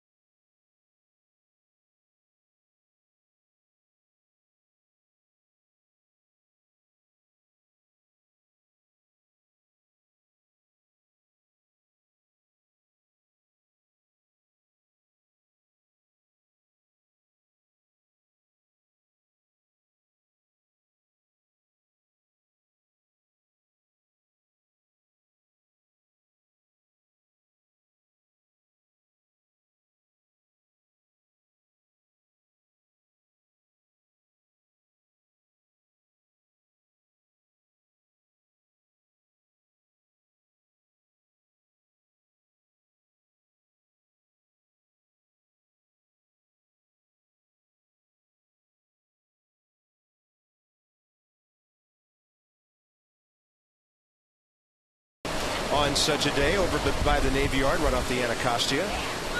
Nats have enjoyed some development over there along with the city. You can take the water taxi from Alexandria up to the ballpark. 4-2 Padres. Debbie Taylor has the AFCIA sideline report. Visit AFCIA.org, the Association for IT Pros. Deb? Well, it is Memorial Day weekend, a time for everyone to reflect on those who lost their lives serving our country and for those who are still serving our country. And here's Danny Espinosa with more on that.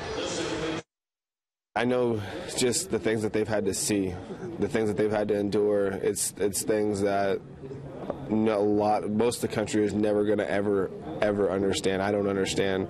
And I talked to a couple of vets yesterday, and just to hear what they've done and what they've had to go through, it makes me much more appreciative of where I'm at.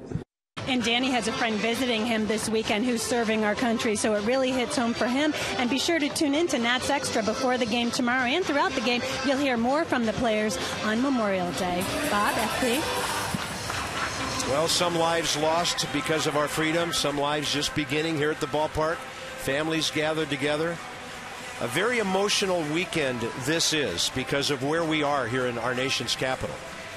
And whenever you get a chance, go by the World War II Memorial, the Vietnam Memorial, Arlington, places we need to go to remind ourselves that most of us have done nothing to earn our freedom, but many have given that unbelievable sacrifice. Bottom of the 5th underway. Cora the hitter. Rick Ankiel to hit for Slayton next. In the top of the order, Bernardina, as the Nats try to throw some left-handed bats at Dustin Mosley here. He's gathered himself beautifully. Only a single, a double, a walk, 2 double play balls since he had a problem starting off the game. Yeah, I'm wondering if he knows what to do with 4 runs. You talk about his first 3 outings this year, he got 0 run support. He's averaging 1.65 runs of support per outing. He is in uncharted waters.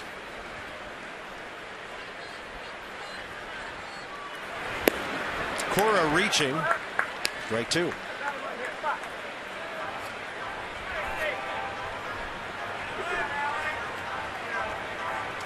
Two of the Padres on that list, no surprise.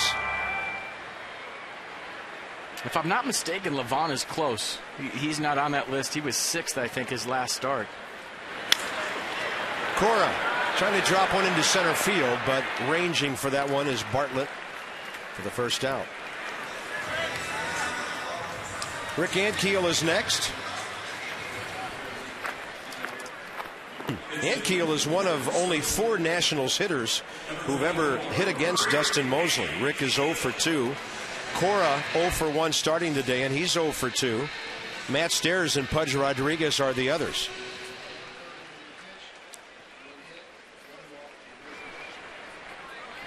Matt Stairs 1 for 2 against this pitcher. Pudge Rodriguez has 3 career hits against him. Ankiel will break his bat. This one dropping in front of T. Cody.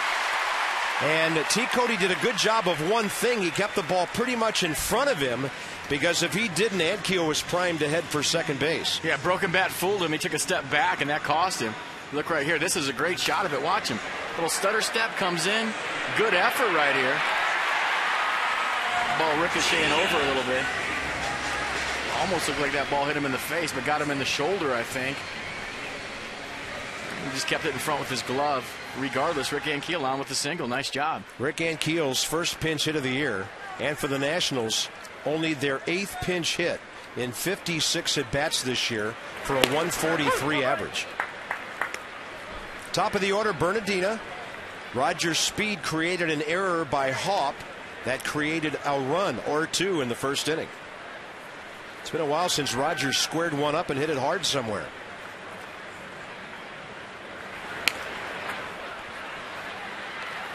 In this series, Bernardina 1 for 5. Looks like Cole Kimball will take over against the bottom of the San Diego order, top of the 6th.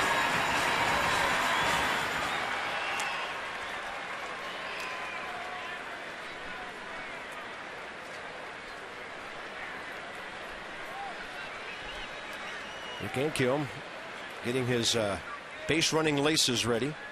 Good speed. Nats are down by 2, though. A lot of room to hit right side, but it's 0-2. And they go up and in on Bernardina. Sunday afternoon, a game flow from Corona, who invites you to find your beach. And as always on this holiday weekend, we want to remind you to relax responsibly. Be responsible about how you celebrate, how you drink. Do not drink and drive. Keep your families and your loved ones in mind this weekend, and first of all, be safe when you celebrate.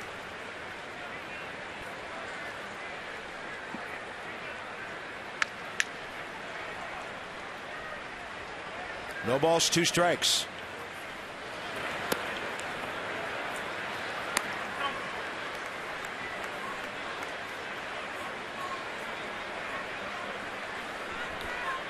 Ian Desmond is next here in the 5th.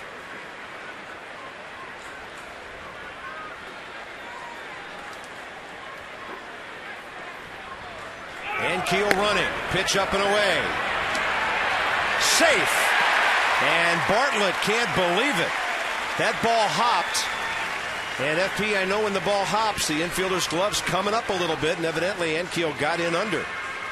A good throw from Kyle Phillips. I thought that Rick Ankiel had this easy. Got a great jump at first base. Watch the jump. Off and running right here. Phillips gets rid of it quick. And good job of picking that ball, but it looks like Ankiel's hand got in there before the tag. Good point, partner. You got to pick it down to up. Your glove is going away from the play, and you got to go back where it started. Yep. And his fingertips just getting in there. Good call, Alfonso Marquez. Yeah, we saw his hand pop up just before the tag. The Exmo brought to you by the 2011 Jeep Compass. 3-2 now to Bernardina. Nats are down by 2. A long way to go in this one. Bottom of the 5th inning. And step out. Taking a long time to get the signs. Bernardina hits one to the gap in right center. That'll get a run on the board, and watch Roger run. Heading for third. Makes a wide turn, and they've got him. He made a really wide turn around second base, and that's why the throw was able to make up the difference. And Bernardina will drive in a run with a double, but he's out at third. A good swing for Bernardina. Got on top of that pitch, hit it into the gap, and you called it coming around second base. It looks like he had trouble finding the base. Good extension right there, good backspin. A good job of getting the ball in quick. Denorfia with a good relay throw, and you saw it developing coming around second base. There's a good throw right there, but he got a little bit wide in a game when things move so fast. Watch him right there. Just a little bit of stumble coming around the bag, and that cost him. 4-3 ball game now. Bernardina trying to get to third with one out. And now 2 outs for Ian Desmond. Third baseman Headley plays shallow. You see the stumble coming around second base. That's what cost him. He was having trouble picking up the base. He was looking at the ball. You see that right there, little misstep? And that one little misstep on a clean relay throw ended up costing him. But he's got to go for third there every single time. That's a good gamble in a one-run baseball game. Got to try for the triple.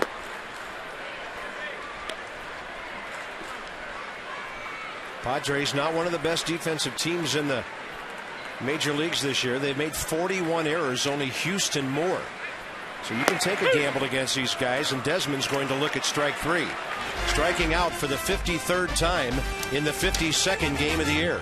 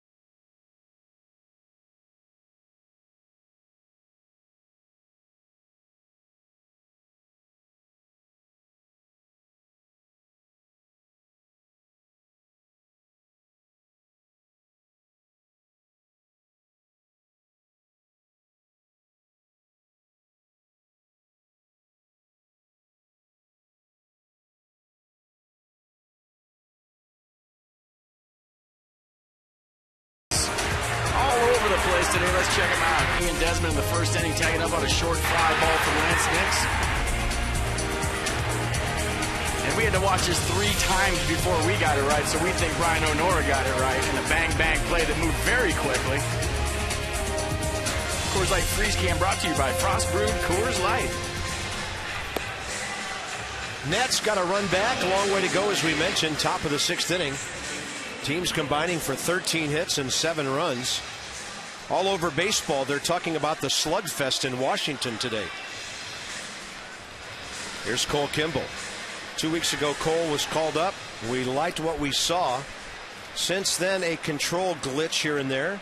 5 innings, 5 1/3 actually. 6 strikeouts, but 6 walks. He's basically been hard to hit. A fastball curve split from Kimball. Fastball run up there about 95 miles an hour. Splits his out pitch with 2 strikes. Looks like the Padres are going to pull Mosley out after 5 innings.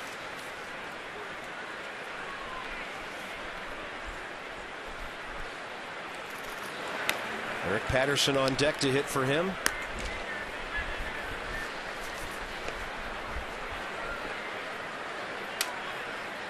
Mosley's thrown 81 pitches, 54 strikes. Logan Forsythe, an infield hit that got their 3-run rally going last inning. Padres box score will show RBIs from their 3, 4, and 5 hitters. Ludwig 2 hits, a walk, RBI. Hawk 2 hits, 2 ribbies, and Chase Headley a double for an RBI. Guys in the middle doing what they're supposed to, drive in runs. And Chad Qualls warming up. Nats saw him for a scoreless 8th on Friday night. Yeah, that's the one thing about facing the Padres. When they have a lead after 6 innings, they're tough. One of the best bullpens in the National League. The Nats got their work cut out for them.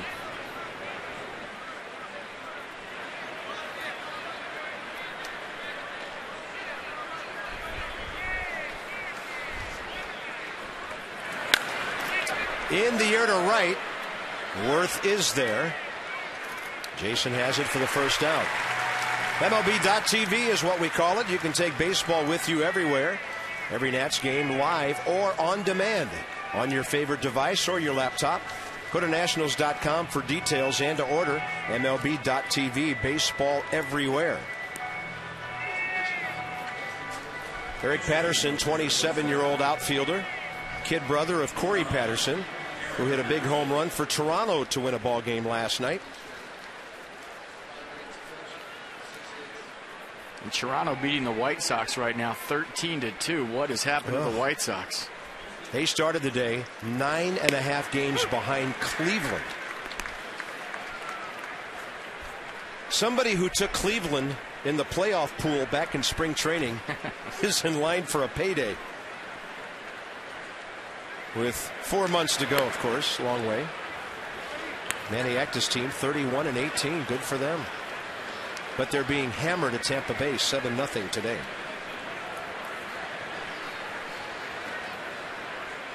Patterson 1 for 14 with 2 RBIs as a pinch hitter and hitting a .179 overall. Very good speed.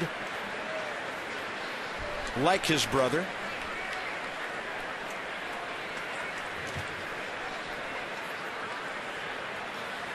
I thought Corey Patterson was going to be a star. I think he hit 20 home runs one year. And he was never the same after that, FP. He stopped kind of playing small ball because he could run as fast as anybody and was a good slasher. Some guys have just enough pop to get them in trouble. You forget about your speed game and all of a sudden you get infatuated with the long ball. You want to hit home runs every time up.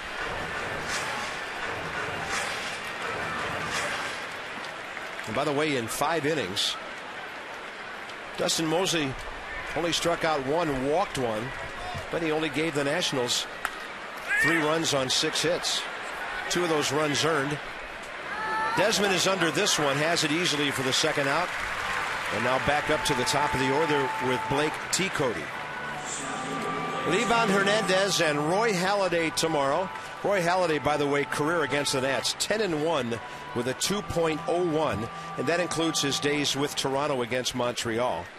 Livan Hernandez trying to keep that career record above 500. He's 169 and 169. No decision last time out with no run support.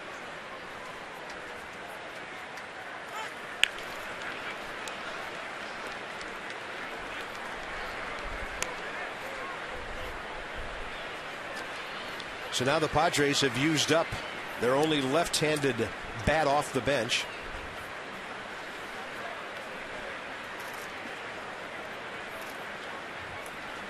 T. Cody 0 for 3 today. And a good fastball up in the zone outside corner, Cole Kimball.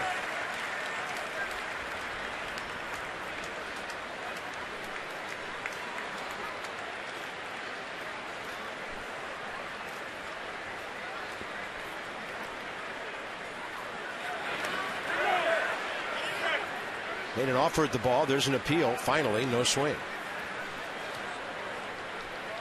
That pitch was nasty for Kimball. That splitter? A straight downward arc right there off a table. Good take by T. Cody. A lot of guys swinging at that one. That had nasty movement on it. 1-2 pitch, and he keeps it away from the lefty.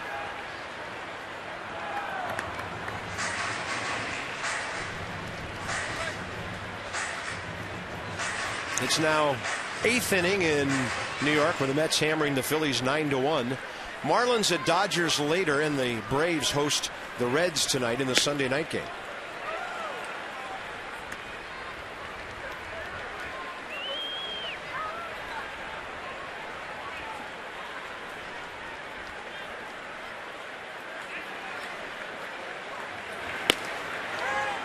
That's up and in. 3-2. And Kimball thought he had strike 3 right there. Took a stroll off the mound. He's done that before, hasn't he? Well, he's animated, and we like that. He definitely doesn't have a poker face out there. You know what he's thinking all the time. Very emotional, wears it on his sleeve. He was fired up the other night when he came out of the game in Milwaukee, unhappy with maybe some of the calls or, you know, his pitch selection.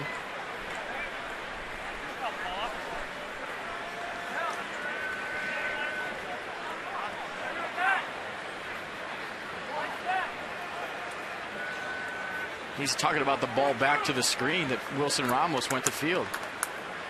They asked for the appeal on it. Yeah, Ramos was, I think, looking for the ball, and I saw home plate umpire Brian Onora appeal down to third. Now maybe Ramos, while going for the ball, hollered appeal. It looked to us at that time like it could have been a swing, but that's a couple of pitches ago. Yeah, that's what I'm thinking right now. That was a couple of pitches ago, so what are they talking about?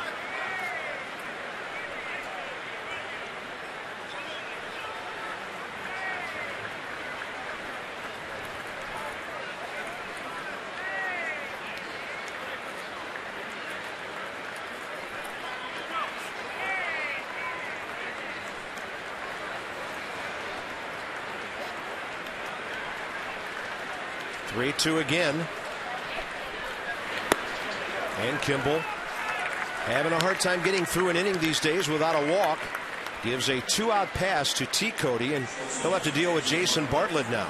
And I think Jim Riggleman was wondering if that was a 2-2 count, and if T. Cody fouled the ball off that went to the screen. You know, obviously, if he didn't foul that ball off, it would have been a ball, thus the 3-2 count. But if he did foul that ball off, it would have been a 2-2 count right there, and I think that's the question he was asking home plate umpire Brian Onora.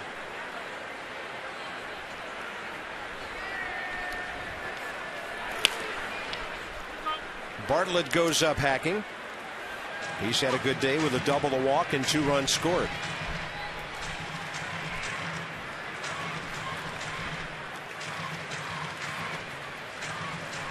Nationals have the meat of their batting order due up in the 6th. Keeping this a 1-run game would be outstanding.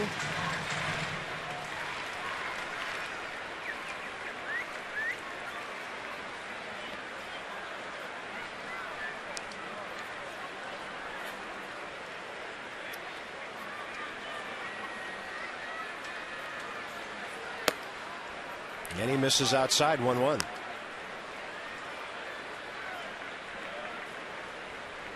And check out the last pitch. Very close. Didn't get the call. Just off the plate.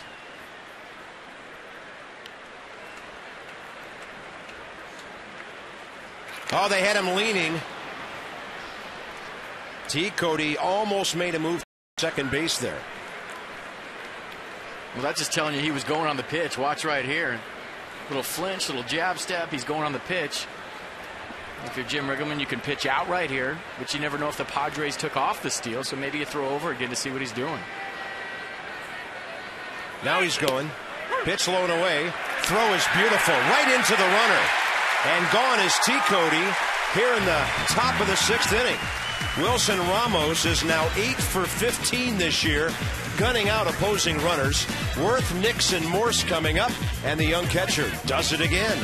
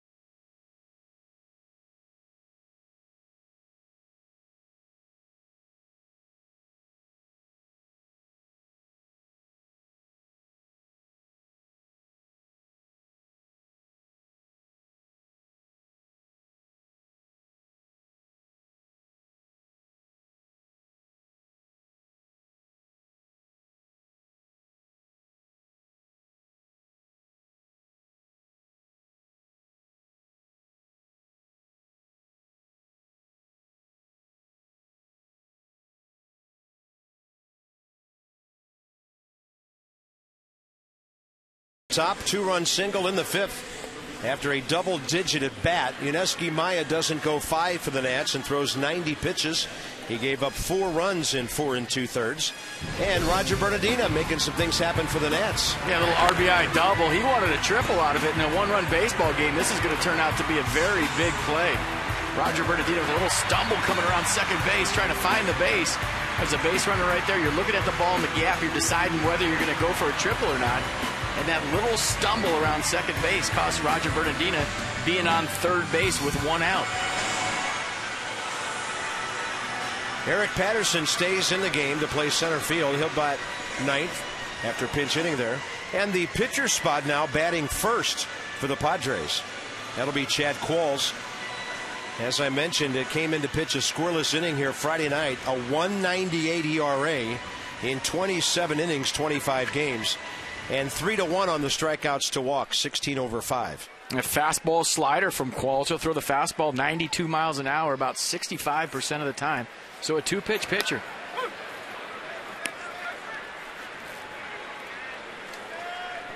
It used to be Chad and Brad in Houston, Qualls and Lidge, setup and closer. And appearing in a game relatively early for the Padres today.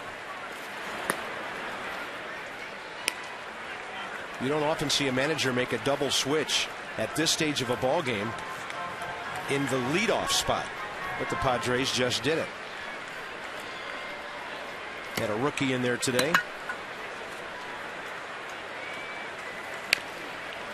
And Jason Worth, the tapper off to the right side, 1-2. Nats box featuring 2 RBIs. Worth, a base hit in the first.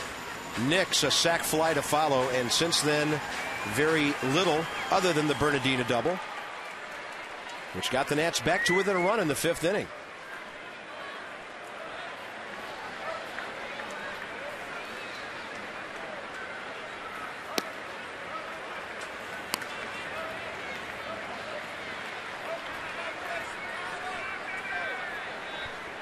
Lance Nix 0 for 1. RBI number 20 today.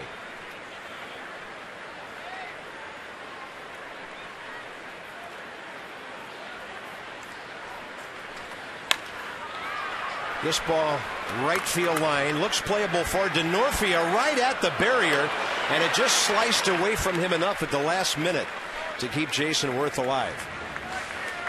Good effort right there by Denorfia, going over, finding the fence. See him check right there, last little glance, knows where he's at. Couldn't make the play. Good effort. A little souvenir right there. Nicely done. Bring your glove to the game. Get yourself a ball. Yeah, sometimes a major league player will drop it right into your glove for you.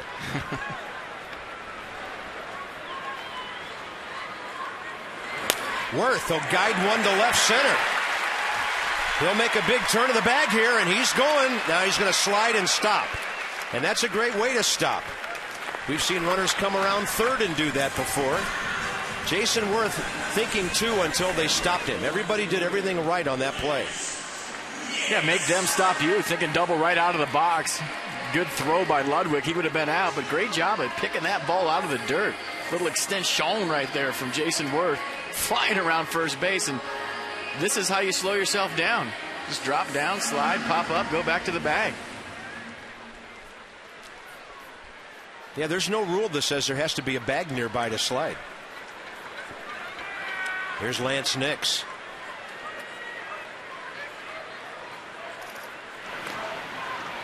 In 6 innings now, the Nationals have had their leadoff man on base 3 times.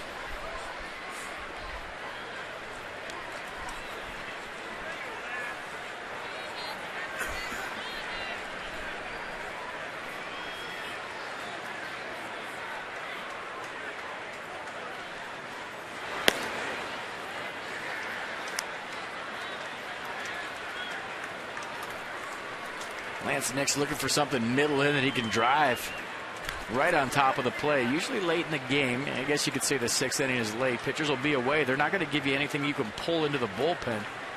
So he's right on top of the plate, hanging out over. Trying to make that pitch middle away be right down the middle. And the pitch down the middle be in. Well, it's his favor now. 2 balls, no strikes. Lance Nix came into this game hitting .351 over the last 17 ball games he's been in. Runner going, great jump. That's well placed right side. Worth can pick it up and head over to third. I mean, Jason Worth would have stolen that base standing up. And then Lance Nix tucks one in right behind him. And the Nats go first to third for the second time today. So all of a sudden it's looking like the first inning for the Nationals. Jason Worth with a single. Lance Nix, while Worth is running, uses the hole, takes advantage of people moving on defense. And Jason Worth didn't look in, so he got lost for a second. Tried to pick up the baseball, found it. First and third, nobody out. Nats in business. Let me ask you something there, Mr. X-hitter. Does any left-handed batter in the league get over high pitches better than Lance Nix right now? No, he gets on top of them. Usually lefties are low ball hitters, and Lance Nix does do some damage on the ball down in the strike zone, but his swing is so short A to B. When he gets his hands in the strike zone, he's on top of everything, creates a lot of backspin, so he's able to get on top of the high pitch because of the arc of his swing. Tying run 90 feet away with nobody out. Nix has a short lead at first. Michael Morse takes that pitch they've been throwing under his hands all weekend. Corner situation, nobody out. Nationals now have 8 hits to San Diego's 7.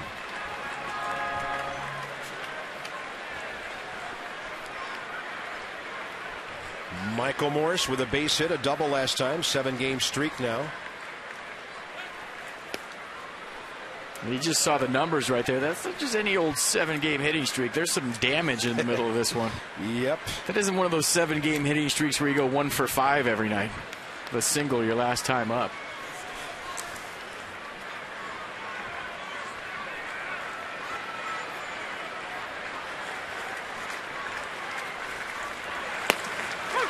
Inner half. Good slider from Qualls. Started right at Morse, broke back over the center of the plate, locked him up.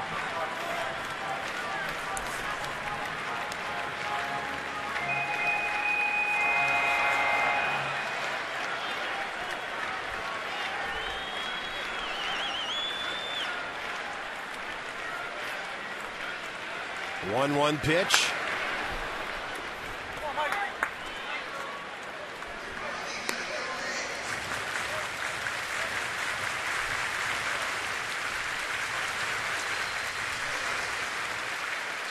Michael Morse has been very efficient here.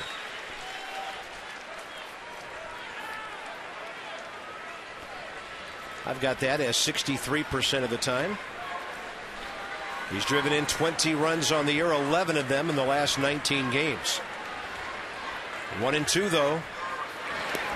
That ball gets away. The runner will go to second. Nix, while Worth stays at third, as he should have. And the Nats get 90 free feet right there. And that's the lead run. That's a huge 90-foot mistake by the Padres right there. It takes the double play away. It puts the winning run on second base. Not a whole lot you can do about that pitch if you're Kyle Phillips, but good job, Lance Nix, reading that ball. Jason Worth thought about it for a second, but with nobody out, stay right where you're at. You got to be 100% sure. 4-3 ball game. Padres on top. Tyler Clippard getting ready for the 7th now. And a 2-2 to Morse. Instead, Qualls will step off.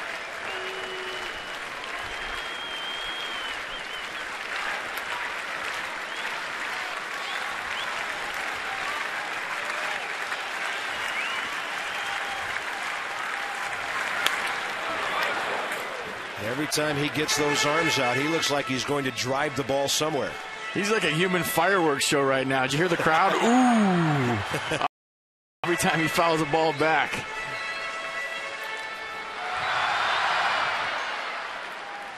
And that's one that Michael Morse wants back. That was a good pitch to hit. He's battling with 2 strikes, so you're in 2-strike mode. But that's the elevated pitch he's been hunting this whole at-bat. 2 balls and 2 strikes. Morse, ground ball to left. Coming home, that's a bad decision by Chase Headley. Jason Worth coming home on contact, and Headley had no chance to throw him out. The Nats tied the game. Nick staying at second base. I thought he had a chance right off the bat. Look where he's playing. Pretty shallow, but as soon as that ball takes you back, and it's tough to get a speedy Jason Worth. It's all made by the jump at third base. Look, going contact play right off the bat. We've seen Jason Worth do this before. Probably one of the best base runners in the National League, if not the best base runner in the National League. Got a great jump right there, great anticipation, looking for the down angle off Michael Morse's bat, and he made the play just by being ready for it. I mean, Headley going back on that baseball didn't get a whole lot on the throw.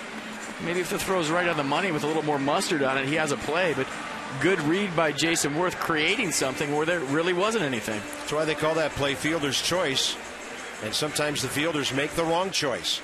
Michael Morse gets an RBI, his 21st of the year. So runners at first and second, nobody out, and the game is tied. A Padre conference with Ramos coming up. What did he do so well right there? He put the ball in play. 2 strikes, put the ball in play, good things happen. If it was Easter Sunday, I would break out into the Alleluia chorus right now. Hey, man, you fight with 2 strikes, you put the ball in play. Good things will happen for you. Good things will happen for the ball club. Nice job. You know how many times the Nats have struck out today? Once. Exactly. Here's Ramos with nobody out. They're pinching in at the corners like they think this big guy's going to bunt. And they're right. And it's beautiful. And it's perfect. And the runners move up. 1 out. Nicely done, Wilson Ramos. You know, maybe they don't always do that, FP, but he is 0 for his last 17. So Wilson Ramos gets something really positive out of that AB. Wow, you don't have to explain it to me. I love small ball. I love this brand of baseball. Runners on first and second, nobody out, tie ball game, 6th inning. Why wouldn't you do it? You know, maybe if Wilson Ramos is on fire like he was early in the season, you let him swing. But right now, struggling scoring runs. The team is struggling offensively. Great job, Wilson Ramos, of moving the runners up. Now it's up to Jerry Hairston with the infield in to get these guys in. Jerry Hairston Jr. now. Padres infield in. I mean, the way these 2 ball clubs have been suffering on offense this year, every inning is like the 9th as far as how you play your defense. Hairston ground ball coming home, and that is going to be easy as they get Nix. That time a good fielder's choice. 5-2, 2 outs. That hurts. Yeah, going contact play again. The difference, Chase Headley's in on this one. Got a lot of time with Lance Nix running. So the Nats unable to get the runner home from third.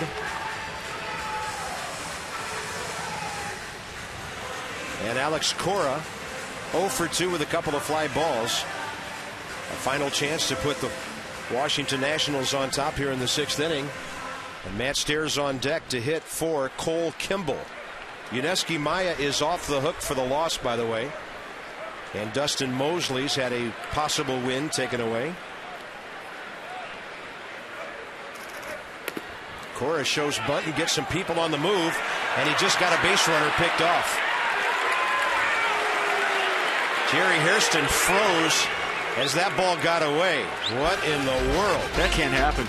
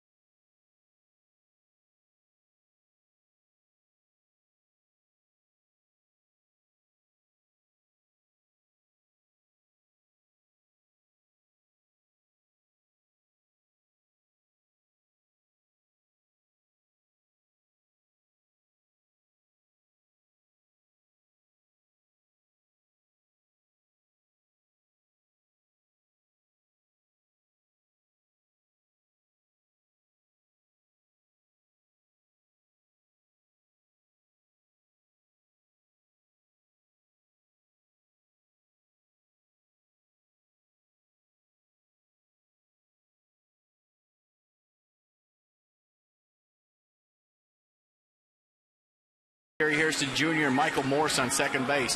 You got Morse right here. You got Hairston right here. Let's check out the play. He's reading the guy in second, so he's thinking ball in the dirt, I'm going to advance. So Morse takes off, Hairston takes off. Now it's part of baseball. You get picked off, but you definitely can't show up your teammate, and you definitely can't give up on the play. Well, and the other thing is, P, and the ball that just barely gets away, the runner at second base has a whole lot more leeway than the runner at first because it's such a longer throw. And Hairston has to make sure that Morse is going to third base. You got the winning run on second base. You got to be less than aggressive right there as the guy on first. Your run doesn't mean a whole lot. So even if he was deep, there's no real urgency to get to second base because the only run that matters is the guy standing on second. And as you've seen, defensive changes. Hairston out of the game.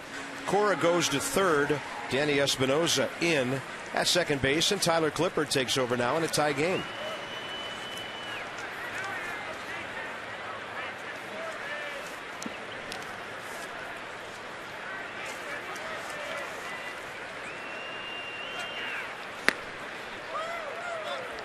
Seventh inning underway. Jason Bartlett was at the plate when Blake T. Cody was gunned out trying to steal, ending the sixth. So both ball clubs had their base running issues in that sixth inning. Clippard outside 2-0. Tyler has been a frustrated pitcher lately. He just snapped the glove on that throw back from Ramos. He's given up some hits and some runs lately. He needs a quick, clean seventh inning here to give the bullpen some momentum in a tight ball game. 2-1.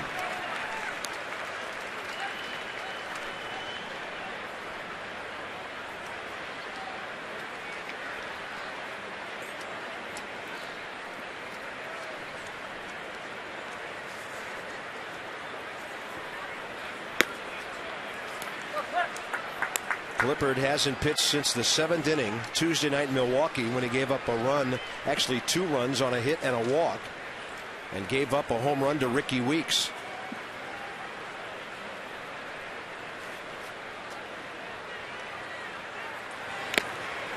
On a foul tip, it's full, 3-2.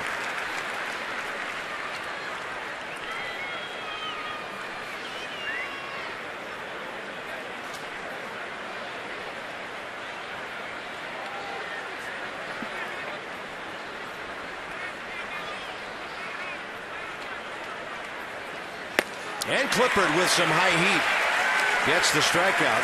When he's going well, that is his K pitch. 4 o'clock here at our nation's capital. Long ball game, 2 hours and 23 minutes already. It's just the top of the 7th. Nats and the Padres both generating some offense today. 15 hits, 4-4 game. Ryan Ludwig has been perfect today. 2 singles, an RBI, a walk, and a run scored. Pretty good power matchup here. See if Clippard goes with a couple of changeups here. And the first one is in the dirt for a swinging strike. Ludwig is a fastball hitter.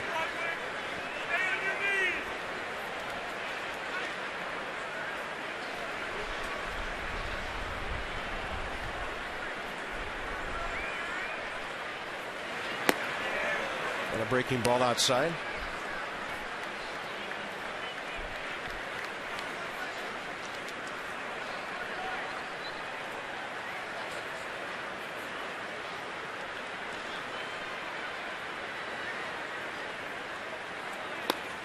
Another off-speed pitch has him way out ahead. He hasn't seen a fastball yet. That's a pitch that right-handers usually don't see from other right-handers. Right-handed hitters, a changeup right there. You see the swing from Ludwig, just broke him down.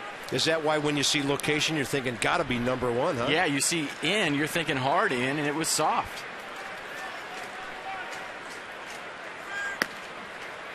Ramos wanted that one up where he struck out Bartlett, but it was outside. 2-2.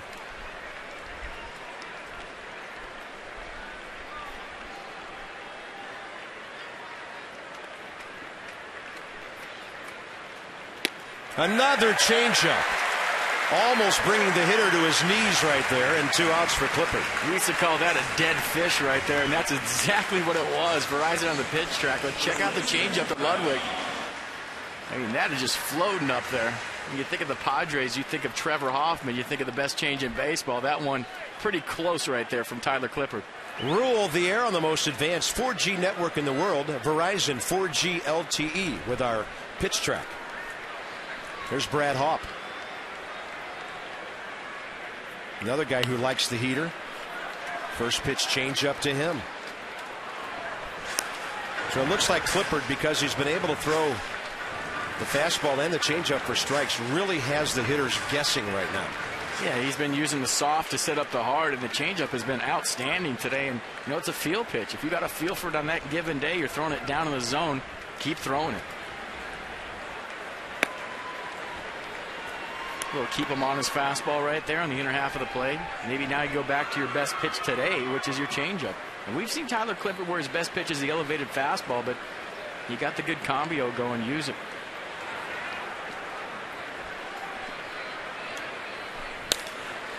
Into left center, here comes Nix. 1-2-3, 7th. A clean, quick inning for Tyler Clippard. Time for the big crowd to stretch. On Sunday, May 29th, it'll be Cora, Espinoza, and Bernardina for the Nats.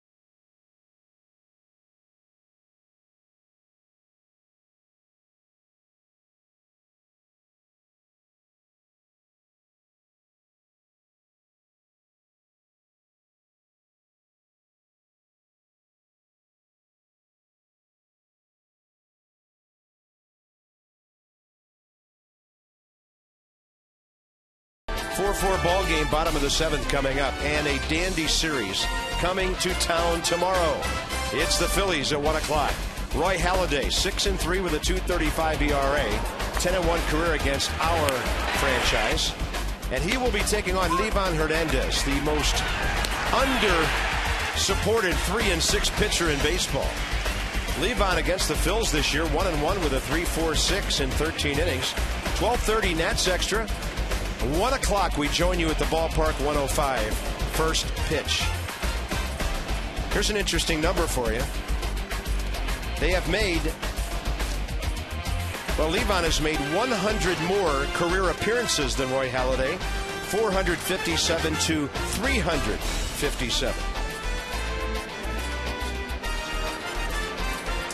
Debbie Taylor, we check in with you, bottom of the 7th coming up. Well, we want to remind you to tune in to the Mid-Atlantic Sports Report Tuesday. The show is off tomorrow at 5:30. Now, the show is hosted by Tom Davis, along with baseball experts Dave Johnson, Phil Wood, and Mel Antonin. And on Tuesday, the voice of the Padres and legendary sports broadcaster Dick Enberg will reflect on his first trip into Washington as a young broadcaster. It was his first season doing Angels games, and he got to meet and interview his childhood hero, San Diego native Ted Williams, former Senators skipper. You will hear all about that on the Mid-Atlantic Sports Report, and also about the evolution of sports broadcasting. A really interesting conversation with Dick Enberg. Bob, FP. Thank you, Debbie Taylor. Dick told me yesterday that he may not be doing Wimbledon and the U.S. Open much longer, concentrating on baseball at this stage of his very storied career. Chad Qualls out, Luke Gregerson in after the Nats tied the game in the 6th inning. And Gregerson, fastball, slider, changeup. He'll run that fastball up there about 90 miles an hour. Got a tremendous slider. Used to call him Luke Sliderson last year.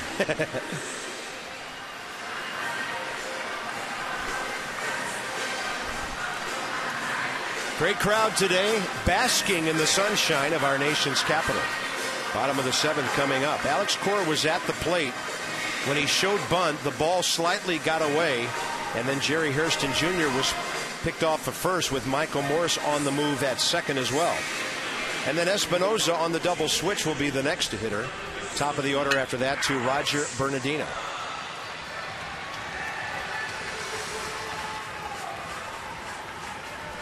Alex Cora. Line drive to left and a pop out to short.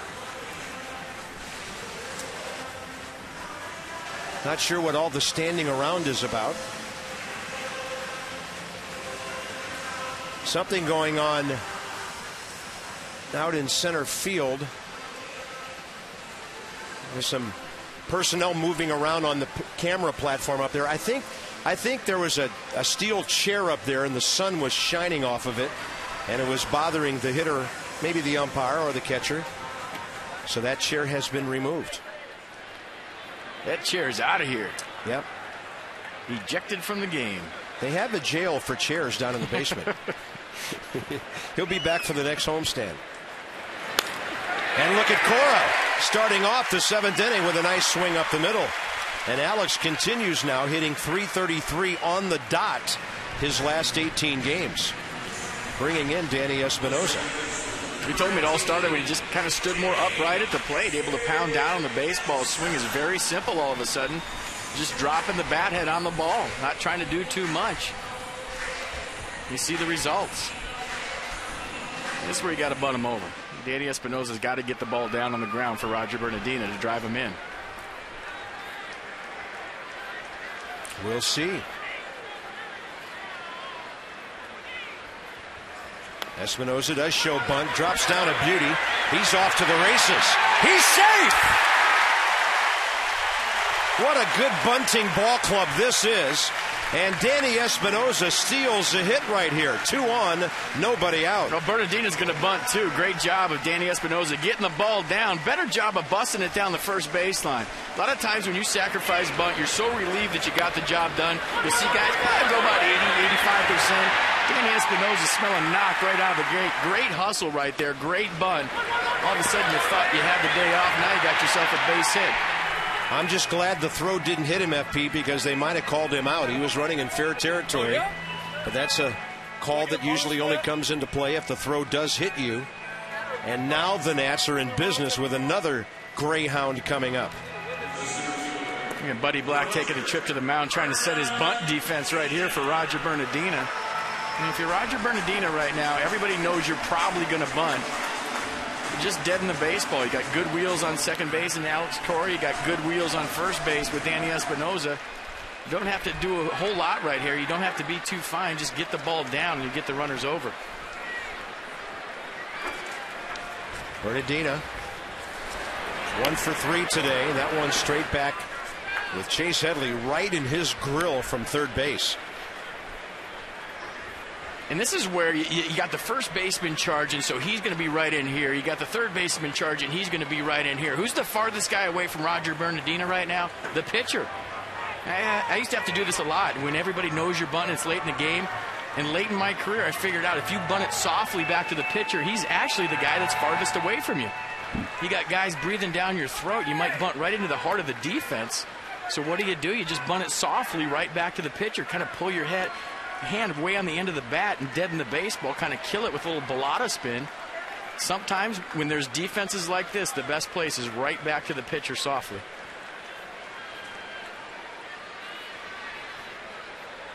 Cora really getting a good lead at second. Why not? And he forces Gregerson to step off. Nobody jockeying around the bag with him because they're trying to pull the wheel play with Bartlett heading for third base. And now you see what Roger Bernardino's looking at. You got two guys breathing down your throat. He'll switch off and swing, but he's going to flare it right to the center fielder.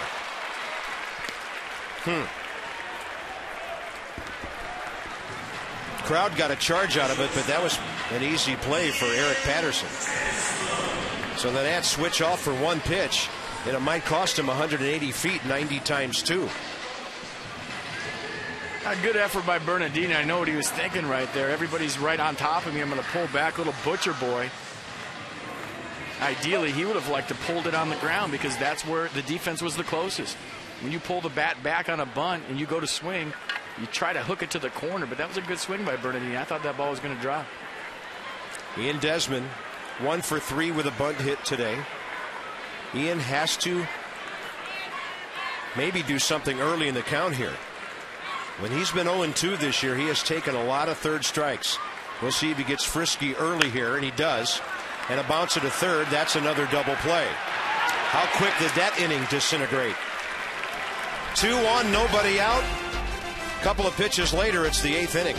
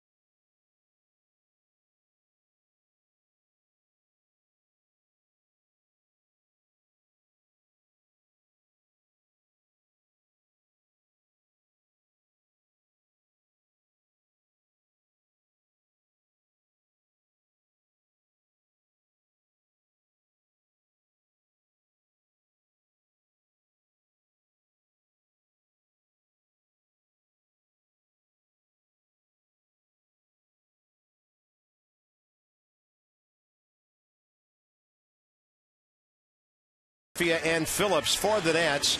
Send your submission to promotions@nationals.com to nominate your father for a free trip to the ballpark and a chance to throw out the first pitch. Entire family gets to come, by the way, if you win. Just write 100 words or less describing why your father should be recognized and celebrated at Nationals Park. We won't build a new home for him or anything, but we'll let him throw out the first pitch. Promotions@nationals.com to nominate your dad on Sunday, June 19th against the Baltimore Orioles. The only thing is, because of the playing American League team, we won't let him hit that day. But he can throw out that first pitch. All right, here's another inning for Clipper trying to keep this game tied. And Headley goes with a bunt. Cora plays it beautifully. Well done, Alex Cora, on a big hop bunt, which you don't see very often. That thing either went straight down and hit home plate or hit a real hard patch right in front of the batter's box. That's one of those where Chase Headley's saying, I saw you playing second base a minute ago. Now you're playing third. I'm going to try you out. I'm trying to get something going for his baseball team. But Alex Cora, gold is gold. It doesn't matter where you put it. He makes a play anywhere. Denorfia 0 for 1 with a sacrifice bunt and an intentional walk. Yeah, that bunt went straight down and hit home plate and got high up in the air. But if it bounces one more time and Alex Cora doesn't get the bottom of that big hop, it's a base hit. That ball hits the grass one more time, he's safe. A good job of being on your toes and getting that ball in the bottom of the big hop by Alex Cora. Chris Denorfia looks at one right on the corner, 0-2. By the way, the Mets beat the Phillies in that game 9-5. It was 9-1 at one point. So the Phillies will come to town tomorrow having their 4-game win streak broken. Base hit right field. Clipper to head in the count 0-2, and he left a pitch up. Worth throws in behind him, and the runner who had fallen almost got picked off. Denorfia rounded the bag and stumbled. A good heads-up play here by Jason Worth. Little deke, and then I'm going to go back door. And maybe if Michael Morse is on the right side of the bag right there, he has a chance. Sneaking in behind. Is he not in a real position to make a play right there when you're on that side of the base and the ball has to cross over the runner? Good idea from Jason Worth.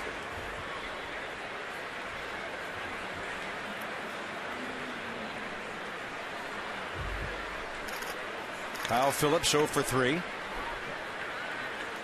And Denorfia has done some leading off for the Padres. So he's a good base runner. He's only 3 for 6 this year stealing.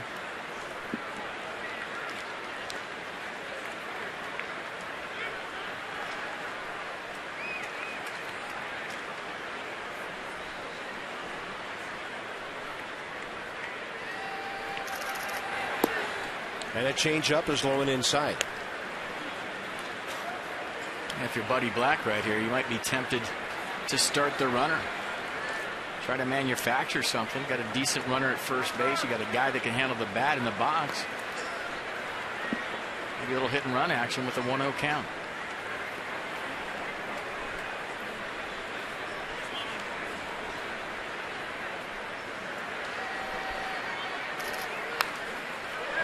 Ramos was popping up, and that ball was popped right over his shoulder. And the count's 1-1.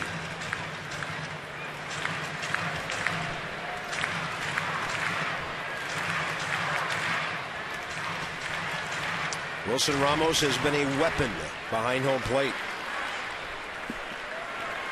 He has caught 1 runner stealing today, 8 for 15 on the year. Teaming up beautifully with Pudge in that department.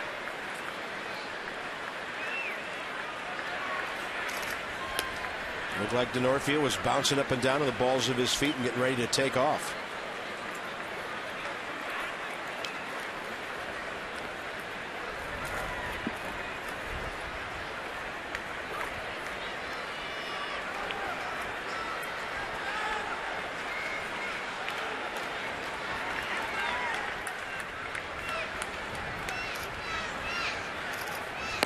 Clippard's got a good changeup going today. 1-2. I mean, when he's got the good changeup going, he can double up, triple up on it. It's going to be tough for a hitter to recognize it. As long as he's keep it down in the strike zone, not a whole lot you can do with it, even if you're sitting on it.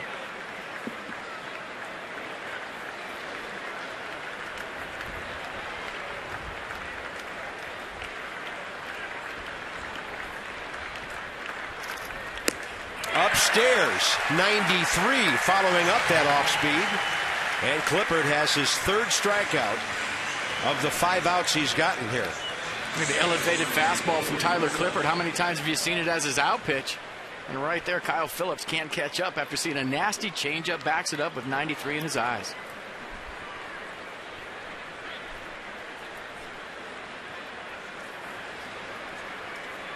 Logan Forsythe 1 for 3 with an infield hit.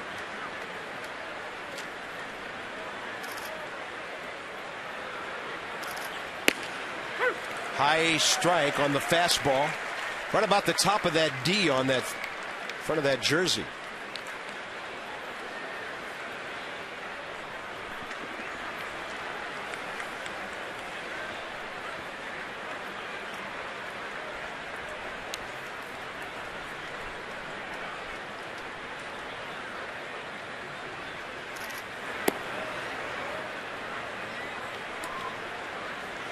Right-hander Mike Adams victimized with a homer by Morse Friday night. A key scoreless 8th for the Padres yesterday.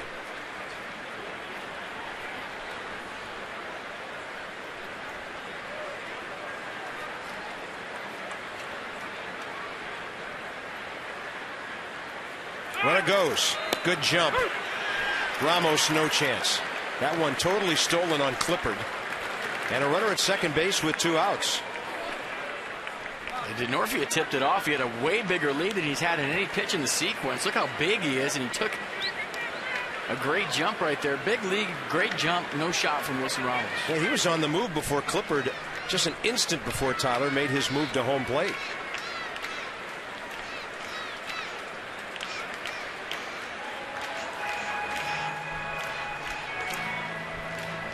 Looking for some game flow right now. This one started quickly, first 4 innings or so. It's been a struggle for both bullpens lately. So Delta says, keep climbing.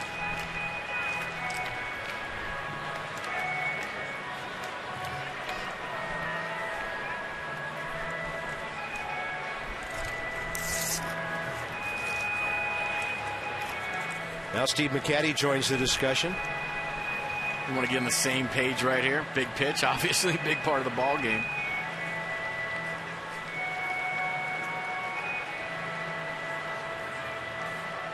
Well, again, against San Diego, having trouble scoring just like the Nats all year. Every pitch, every 90 feet, every run, the difference in winning and losing a ball game. No margin for error for either of these teams.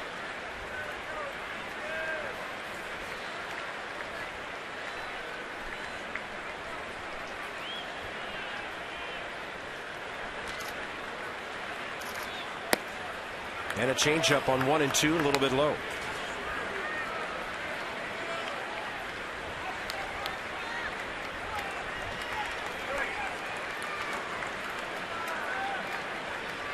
And Bo Porter waving the outfield in a little bit. As an outfielder right here, you have to be at a depth where you feel like you can throw the runner out. You can't be too deep right here in this critical situation.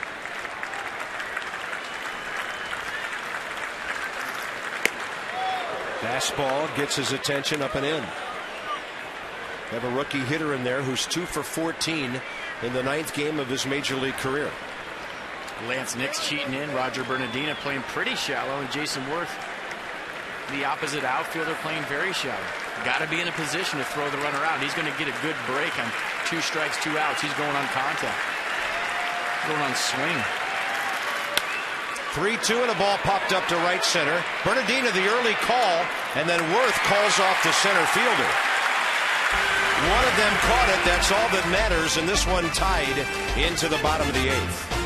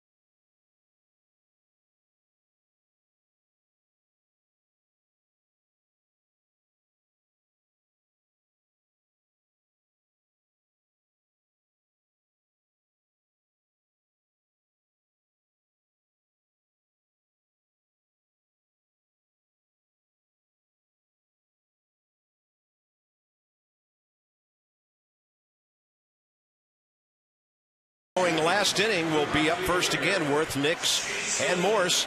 And a short drive down the road at Fitzner Stadium in Woodbridge, home of the defending Carolina League Potomac Nationals. For more info on the High A Nats, give them a call, 703-590-2311. They're known for creative promotions and lots of fun at the ballpark. PotomacNationals.com. Jason Worth, 2 for 3. RBI, run scored, good base running play last time around. Luke Gregerson, a second inning of work here for San Diego. Half swing, off to the races. Pitcher gloves it, and he throws it away. Worth is going to second, and the ball out of play, so the Nats get a huge break. Tough thing about that play for a pitcher, finding the angle to first base. Finding the first baseman, your head's spinning, and all of a sudden you just see blurry stuff, and you throw it to where you think you should throw it, and it's not there. A good athletic play. He had time. Jason Worth didn't get out of the box. He knows he has a fast runner, but he could have set himself and found his target and still made a strong throw and made the play. But he's thinking Jason Worth can fly. He doesn't know that Jason Worth got a bad jump out of the box. And the umpire was signaling safe there because there was no obstruction by Brad Hopp on Worth. By the way, it's a hit and an error And Jason Worth has a 3-for-4 day. Here's Lance Nix.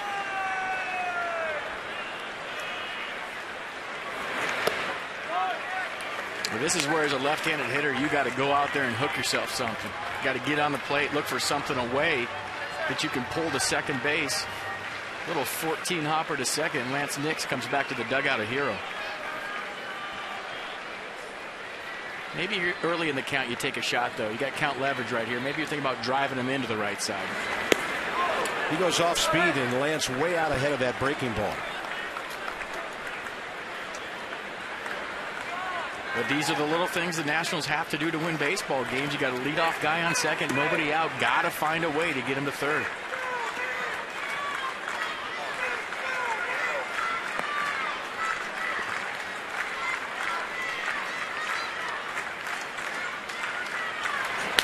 Nix back to the pitcher. Worth had to scramble back to the bag.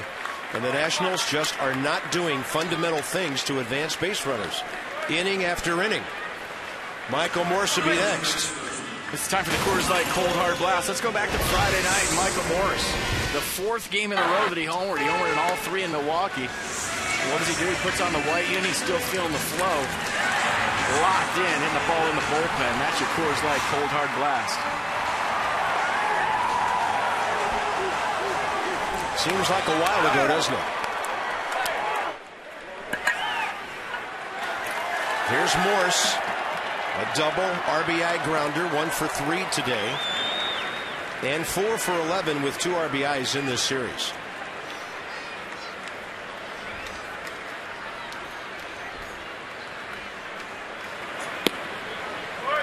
And just for the record, great read by Jason Worth right there in that ground ball from Lance Nix. I can't tell you how many times I've seen a runner on second base on a comebacker to the pitcher when he's thinking about advancing, getting a run down and get picked off. Worth saw the ball right back to the pitcher. His first move was a scramble back to second. That is good base running. And if you forget about him, he'll swipe third. He's thinking about it. I'm watching him out there right now. He's looking for a jump. He's looking for a pitch to go on. Right now they have, because there's a right-handed batter, Logan Forsythe, the second baseman, can play up the middle only about 20 feet from the bag and keep Worth from getting that long lead.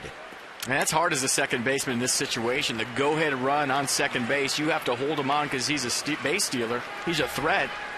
But you also have to have enough range to knock a ball down. You don't want to sacrifice range right here with a go-ahead run on second base in the 8th inning. Drew Storen is up in the bullpen. A base hit gets him throwing in earnest. Tie game right now, bottom 8. Ball 2. Right now it's Storen right next to Jim Lett. He's just waiting for that one crack of the bat that gets him going full speed.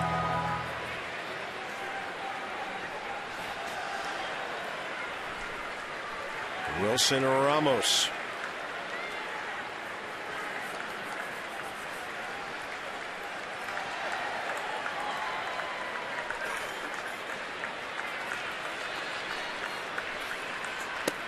Way outside.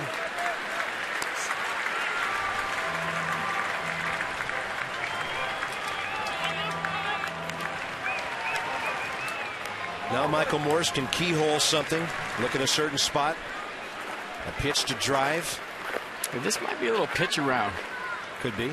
Unintentional, intentional. Looking for a mistake, looking for something up and out over the plate. But they might want a piece of Wilson Ramos right here to set up the double play. Well, they've already turned 3 of them today. And the Padres have turned 6 double plays in this series.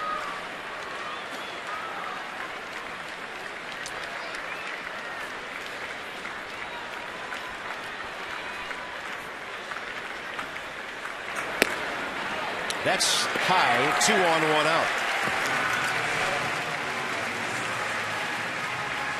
Nats have now had 4 base runners against Lou Gregerson in an inning and a third. You know, when you look where that box is, that thing is just above Michael Morse's belt. That was a pretty good pitch. Makes you wonder where the strike zone is when you've got a 6-foot, 5-inch batter standing in there. 2 on. We're not complaining, by the way. And here's Ramos, 0 for 1 with a walk and a sacrifice.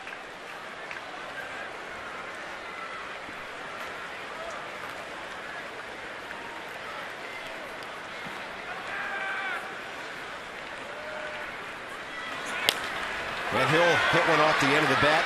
Easy fly ball to left center. 2 outs. Now the Nats have to hit for Clippard, and here's Matt Stairs. Today's copyrighted telecast presented by authority of the Washington Nationals and may not be reproduced or retransmitted in any form, and the accounts and descriptions of this game may not be disseminated without the expressed written consent of the Washington Nationals.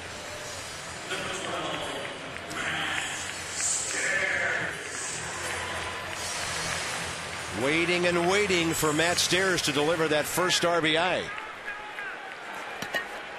As a pinch hitter now, Stairs 2 for 21, 3 for 32 overall.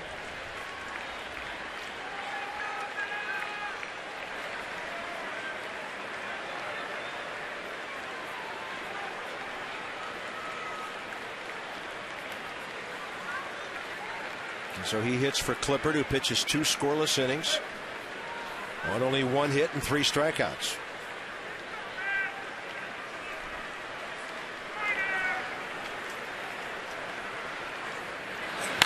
Stairs, and unluckily right at the right fielder Denorfia. Nats had 2 on with 1 out, a runner at second, nobody out. They just can't score right now.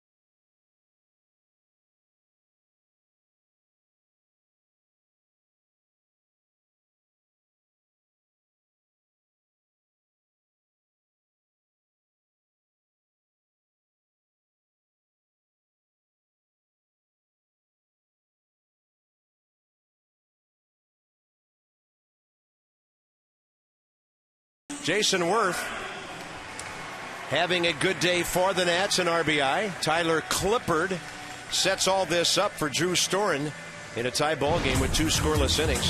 Clippard faced Jason Bartlett to start off the 7th inning. Some high gas for the strikeout. Then he went soft on Ludwig with a really good changeup.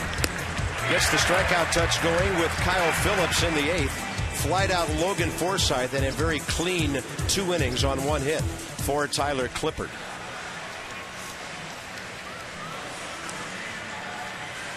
Drew Storen, top of the 9th, arrives. Home closer can't get a save after this point, so why not use him now and get this thing into the bottom of the inning? Yeah, fastball slider from Drew Storen. He's been toying with a changeup. Let's see if he uses it today. Eric Patterson, the center fielder, leads off.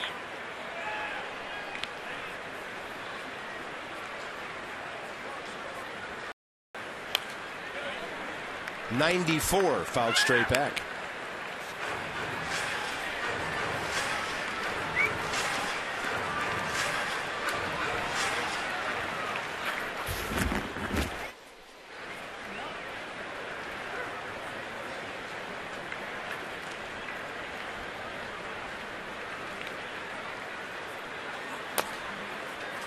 Good-looking breaking ball came up and hit the hitter while he was still in the batter's box. And the count's 0-2. Yeah, slider's been a little bit different the last couple of times out for Drew Storen. If you noticed early in the season, he had a lot of sweep to it, a lot of break. It's been more of a downward angle, almost like a hard curveball all of a sudden. I was talking to him about that the other day, and he said, yeah, I'm just getting on top of it more. But if you watch the slide and the slider, it's more 12-6 than across.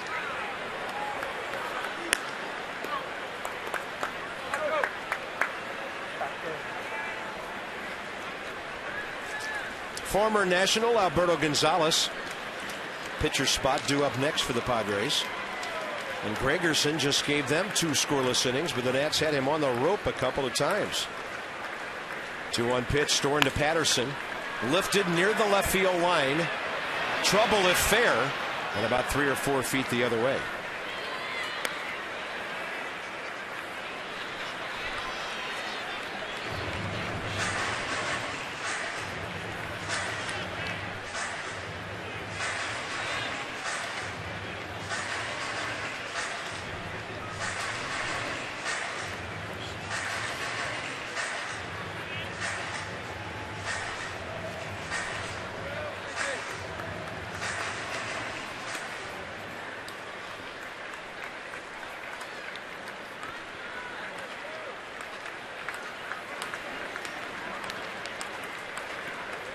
One and two now. He goes the other way with it. Desmond charges it well. Took that ball quickly because Patterson can fly. 1 out. And former National Alberto Gonzalez, who was in the on-deck circle, will be replaced now by Jorge Cantu. If they get a man on base, it's probably Alberto, a good bunter and slasher. Base is empty. They'll go with Cantu, who is 0 for his last 13. And Bud Black has had a couple of his right-handed hitters like Cantu, Maben, sitting down the last couple of days. Those guys are combined 0 for 23. We know what this hitter's capable of, though, if he gets a hold of one. Big and strong. Hurt the Nats on a number of occasions as a Florida Marlin.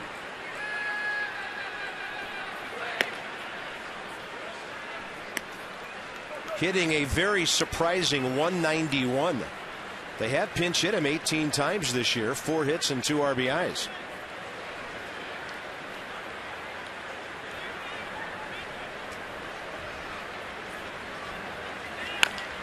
You talk about Ugla, Ramirez, and Cantu when he was swinging it well in Florida. Yep.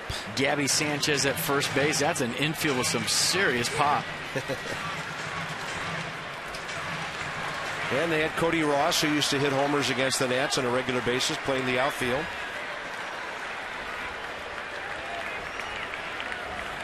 One ball and 1 strike as Storen just jammed in. Now the target's away. He drives it the other way. Right on the chalk line. Worth picks it up. 1 out, pinch double. Jorge Cantu.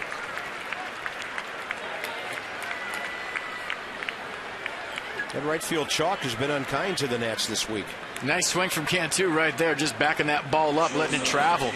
And look how close this is, right on the chalk, just a little inside of it. Jason Worth hustling down there, digging it out and holding him to a double.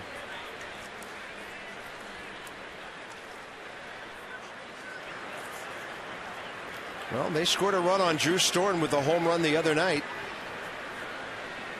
And going back to his appearance in Milwaukee, Drew has been less than sharp his last 3 times out. I think that layoff affected him. FP didn't get a chance really to close any ball games in the Baltimore series or Milwaukee. Got him out there for some work, and the Brewers hit him pretty hard. That ball sharply hit. Well done to his left by Cora. Looks the runner back, 2 outs.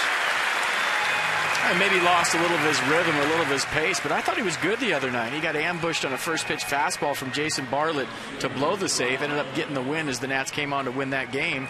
But he had good stuff the other night. And just one first pitch fastball to Bartlett that was supposed to be away, ran back on the inner half of the plate, so he missed his location.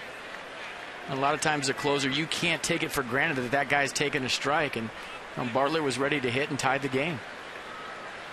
Here's Ryan Ludwig, 2 for 3, RBI single.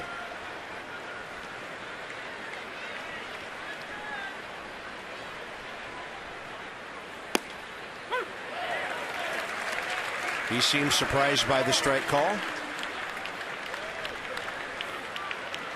That's a pitcher strike for sure. 96, little sink down in the strike zone. That's not something Ludwig wants to swing at with no strikes.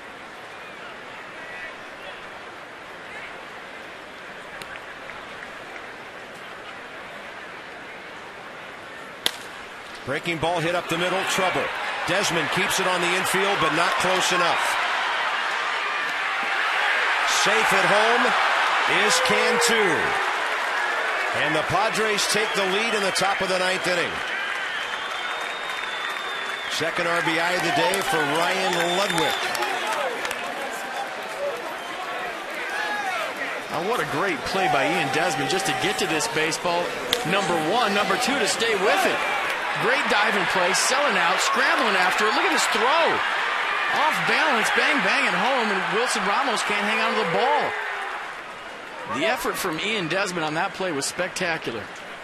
A lot of guys give up on that baseball. Ian Desmond, knowing that's a go-ahead run, hustled after it, stayed with it, off-balance throw to the plate. And he got in there safe regardless if Wilson Ramos holds the ball, but to make it that close was unbelievable.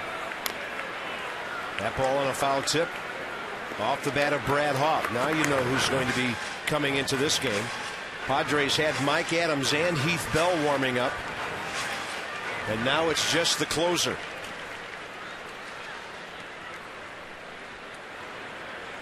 Nationals have wasted lots of opportunities lately.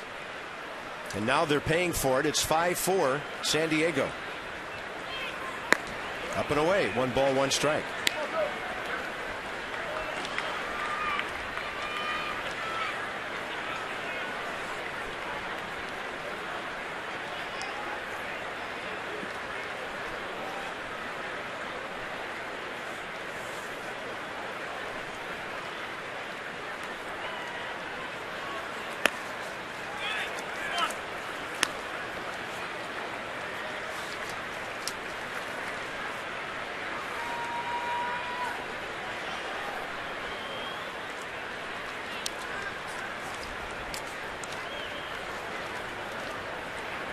Two balls and a strike to Hop.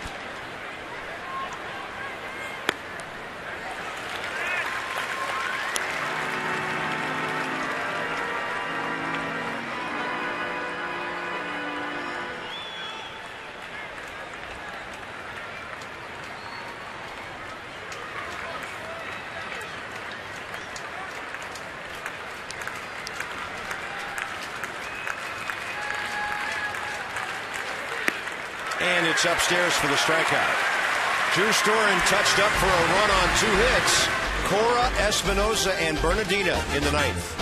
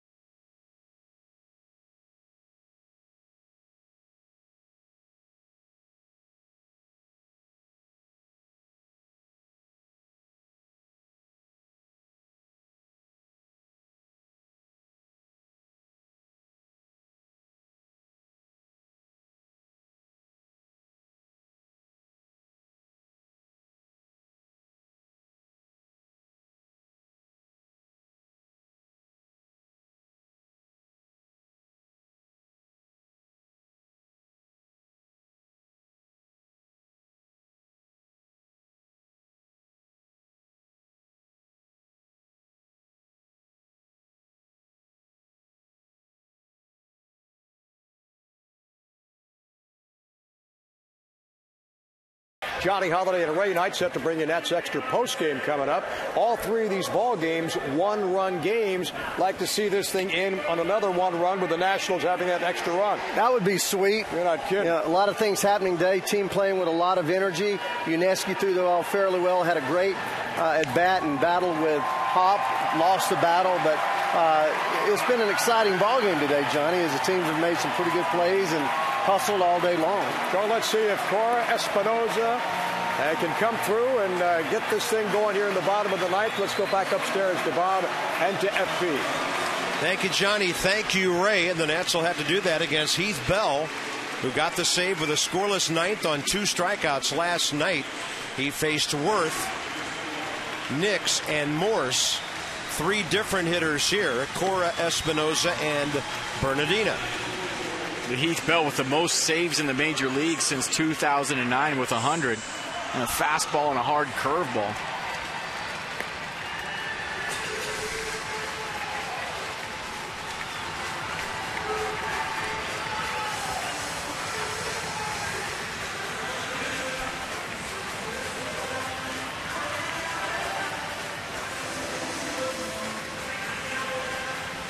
And the Nats, who've lost 6 of their last 7, need some 9th inning magic here. Alex Cora 1 for 3 with a base hit up the middle last time.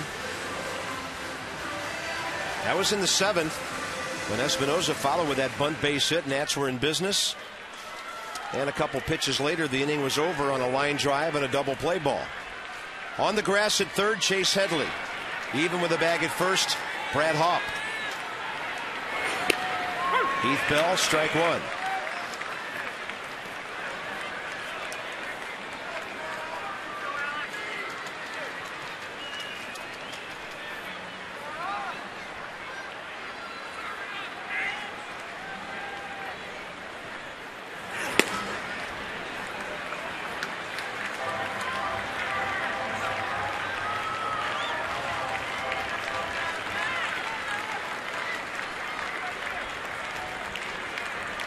Nationals have had 11 hits today. And they've had 3 double play balls, a runner picked off. And somehow Alex stopped his swing there, and he works the count in his favor, 2-1.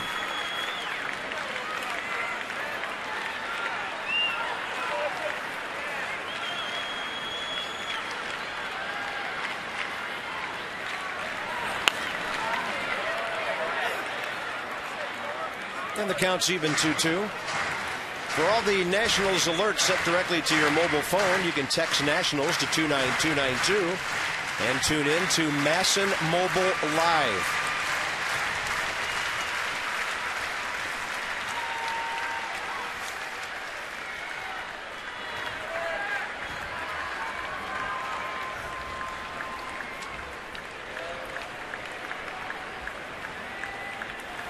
And a 2-2 that Alex grounds up the middle.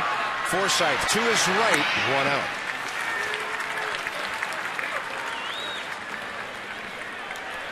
Next up, Danny Espinoza, second at bat of the day. There's certain closers in baseball that have such good out pitches you don't want to get to a 2-strike count. And I think Heath Bell qualifies. He's one of those guys where, every once in a while you're supposed to take a strike right here. You're down by 1. But there's no advantage to going deep in the count with this guy. Every once in a while with those elite closers, and this guy's one of them, you jump on a first pitch fastball. Yep. Espinoza gets a breaking ball, and then Bell also gets a strike with an inside corner.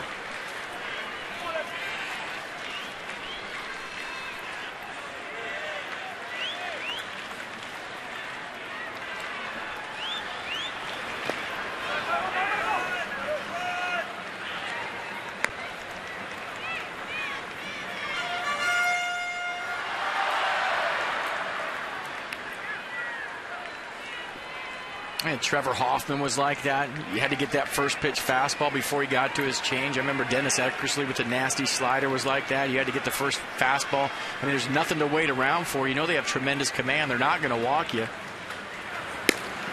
He comes side door with a breaking pitch there. And it's tough to go deep into counts with elite closers. They're making a lot of money. They're saving a lot of games for a reason. It's because they have great out pitches.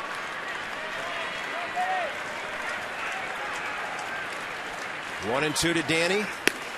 He tried to paint the outside corner with a fastball and missed up and away.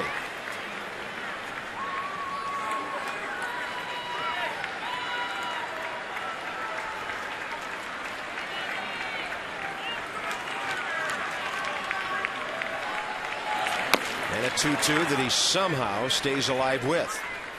Good fight, good battle, good pitch. Danny Espinosa's been doing a better job from the left side lately of fouling balls off and buying himself more pitches.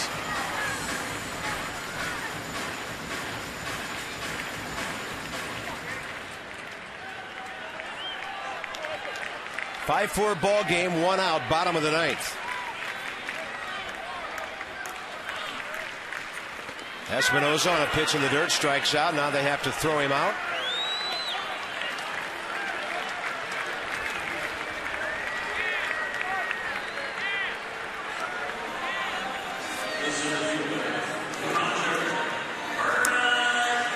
And the Padres 1 out away from winning a series on the road. And if you're Roger Bernardino, you go to leadoff hitter mode right here. Try to get on base any way you can. Get to second base. Steal a base early in the count.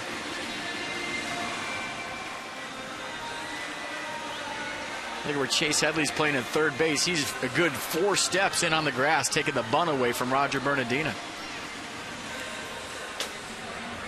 Roger today 1 for 4, reaching on an error, stealing a base, scoring a run, and doubling in a run.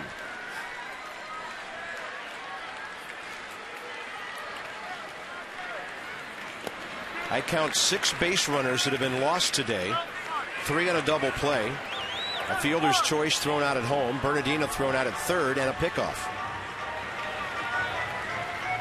A lot of opportunities with 11 base hits today.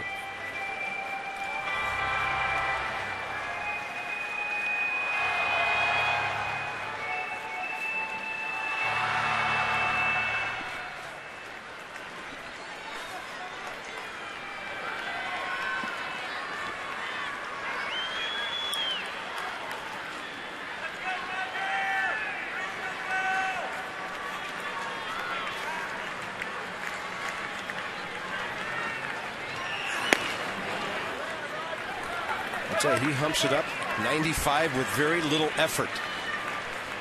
And good command. And a pinpoint control usually on the outer half of the plate to everybody. He's not going to give you something to pull out of the ballpark unless it's that nasty curveball. There's the heater, 95 again, and the Nats are down to their final strike.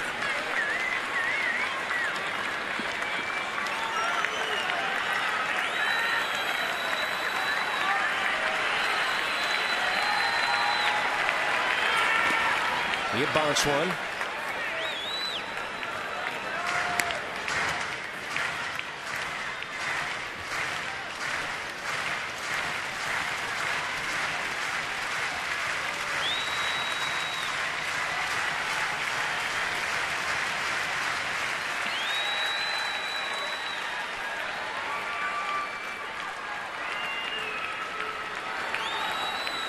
Crowd of 21,369, quiet. 2-2 pitch. Series over. Padres beat the Nats 2 out of 3. And with the Phillies coming in for 3, this doesn't feel too good. Nats out hit San Diego 11-10. Let's check out our forward drive of the game. A pinch hit double by Jorge Cantu. Yeah, 0 for 13. Jorge Cantu coming up in the 9th inning. Leads it off with a double. He smokes it down the corner.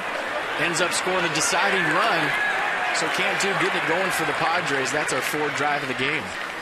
Nationals strand 6 on the day, lose 6 others on the bases, and a frustrating loss to the Padres. Next telecast tomorrow against the Phillies, 105, Levon and Roy Halladay. This has been a presentation of Masson. Stay tuned, Nats Extra, Johnny and Ray right here at the ballpark. 3 hours and 19 minutes, and from the booth, so long for just a while.